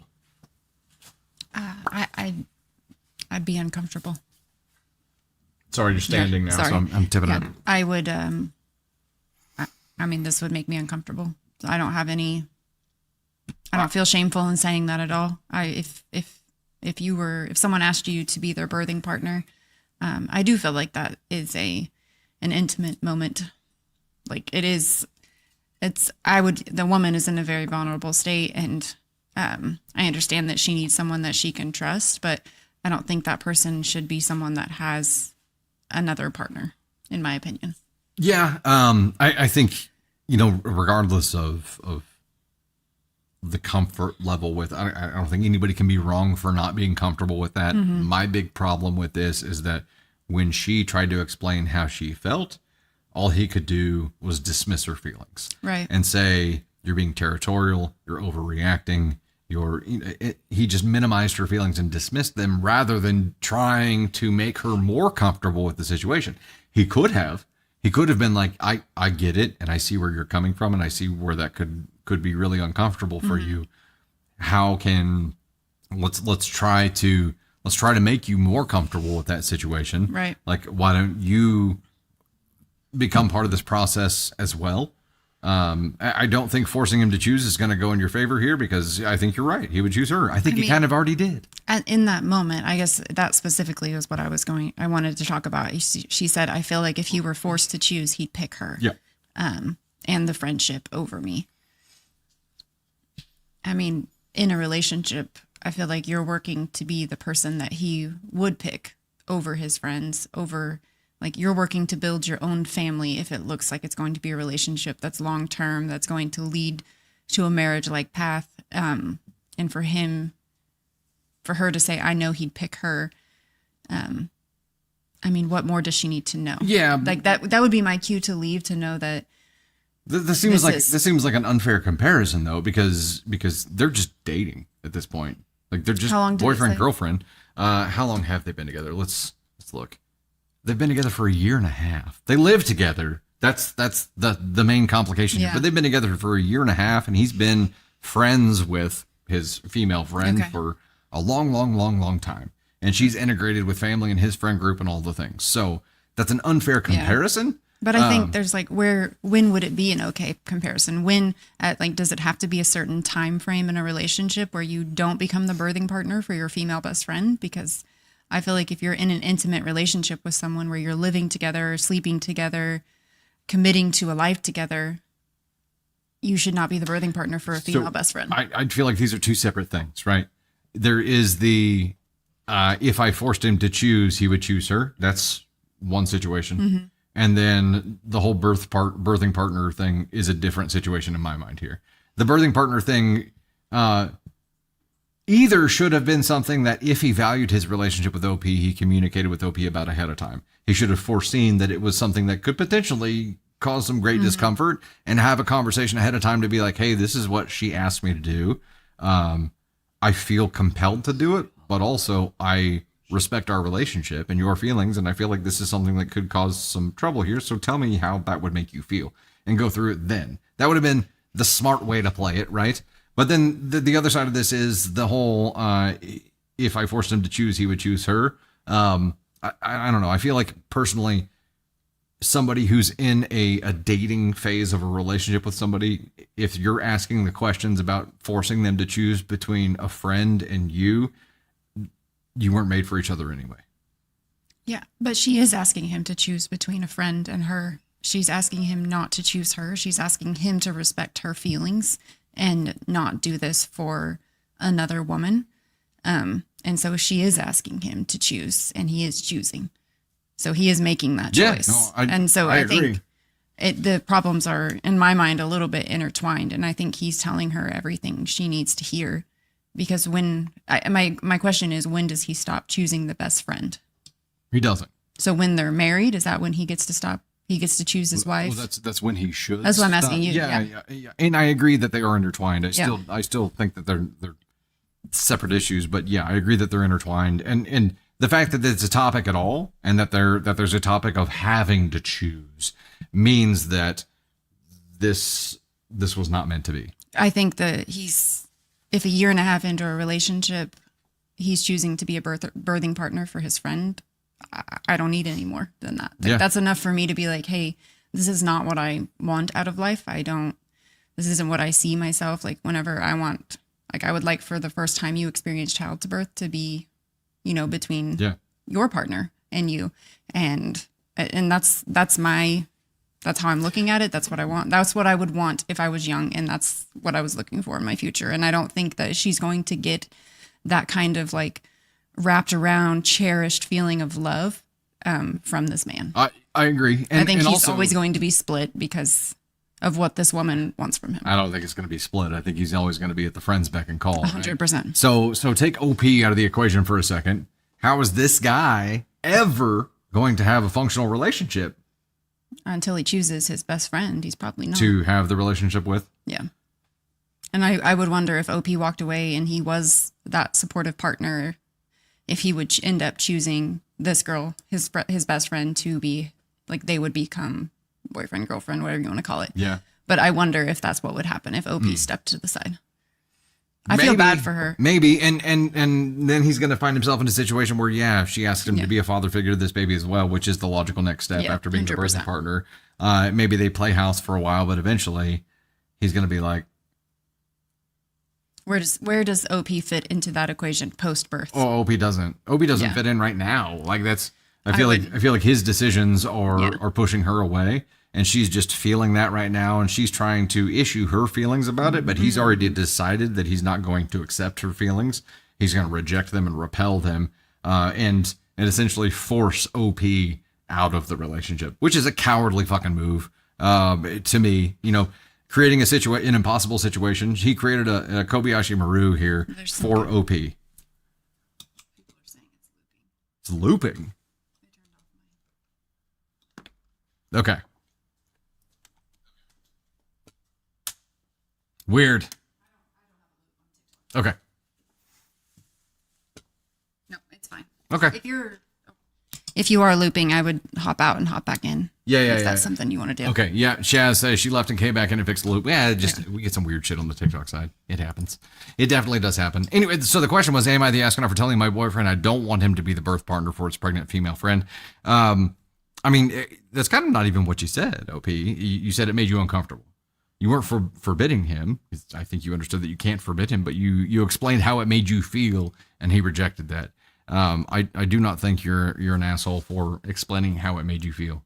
The fact that he minimized your feelings instead of trying to understand it, that sucks. He felt compelled by his friend, who he has a long-standing relationship with. He accepted the risks associated with that, and instead of being an adult and trying to communicate about it and really address and respect your feelings, he made up his mind, put the blinders on, and rejected anything that didn't align with his worldview and just ran with it. And I think he chose the fate of your relationship just like that, unfortunately.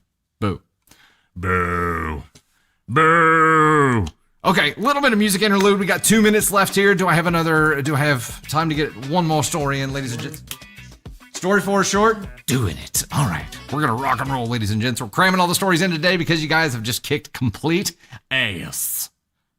Kicking all the goals. Dance break. There you go. Okay. This one is from AITA Relationships and is titled, Will I Be the Astronaut If I Use My Girlfriend for One Last Trip Before Blowing Up the Whole Thing? This sounds sus. For one last trip. She your sugar mama? Okay. Starting to pull? We'll just dive right in. Okay. Title one more time before we dive in.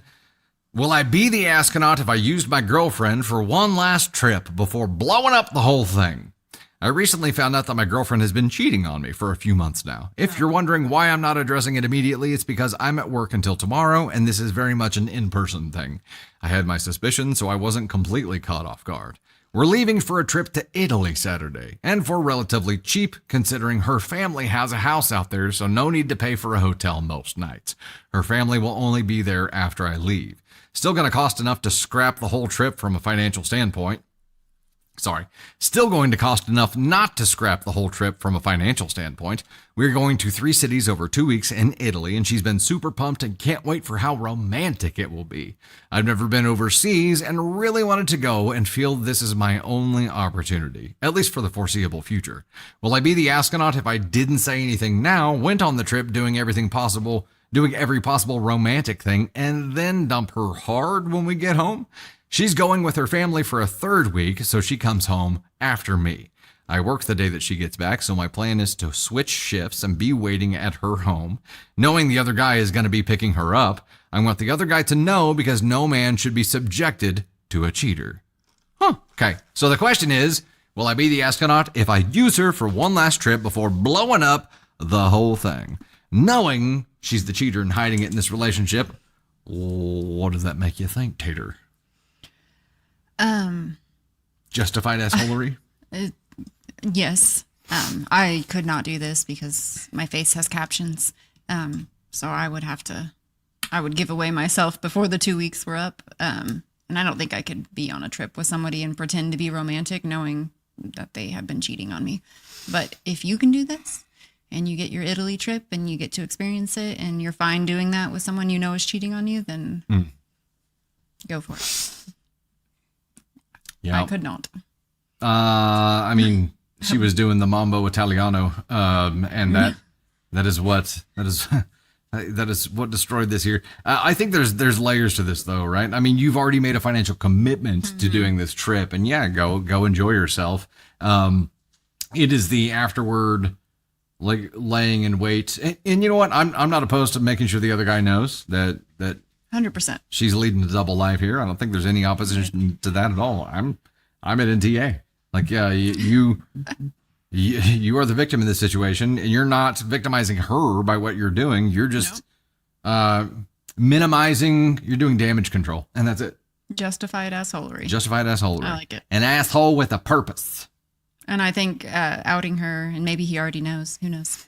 But I think outing her whenever he gets back is the right move. Yep. End it all. And be done. While you're there, you've got to get the Mama's Little Meatball shirt, like Nick had. You should Mama's Little Meatball. Mama's Little Meatball. Yeah, do that. Do it.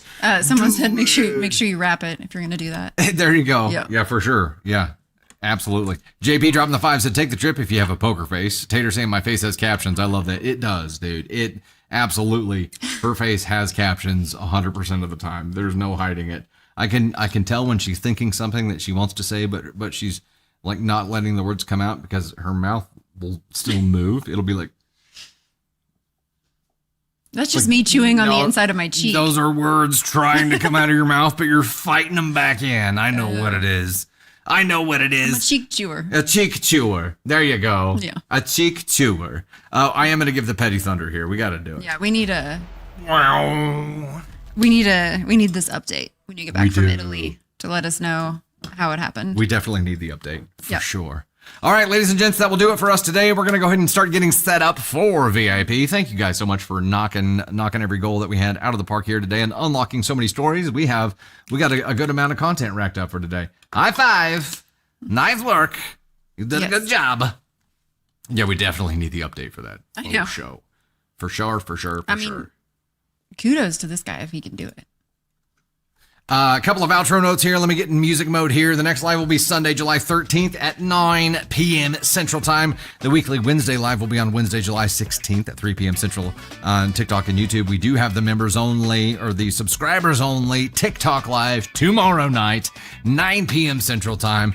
The last one that we did was a hell of a time. But yeah, we've got a good collection of spicy stories for that. It's going to be fun. It is a more intimate kind of hangout too, which is great. So if you are part of the storm over there on the TikTok side, definitely plan on being here tomorrow night, 9 p.m. Central Time for that. If you're thinking about becoming a member of the storm, now's a great time to do it because of that live tomorrow night. Be sure to check out the YouTube side if you have not already. If you're a member over there, you have access to all kinds of members only stuff. If you've been thinking about that, it's a great time to join up there too. We add new members only stories every week. We do monthly members only lives. You get early access to everything that we schedule for posting out there. Hell yeah, it's a hell of a good time.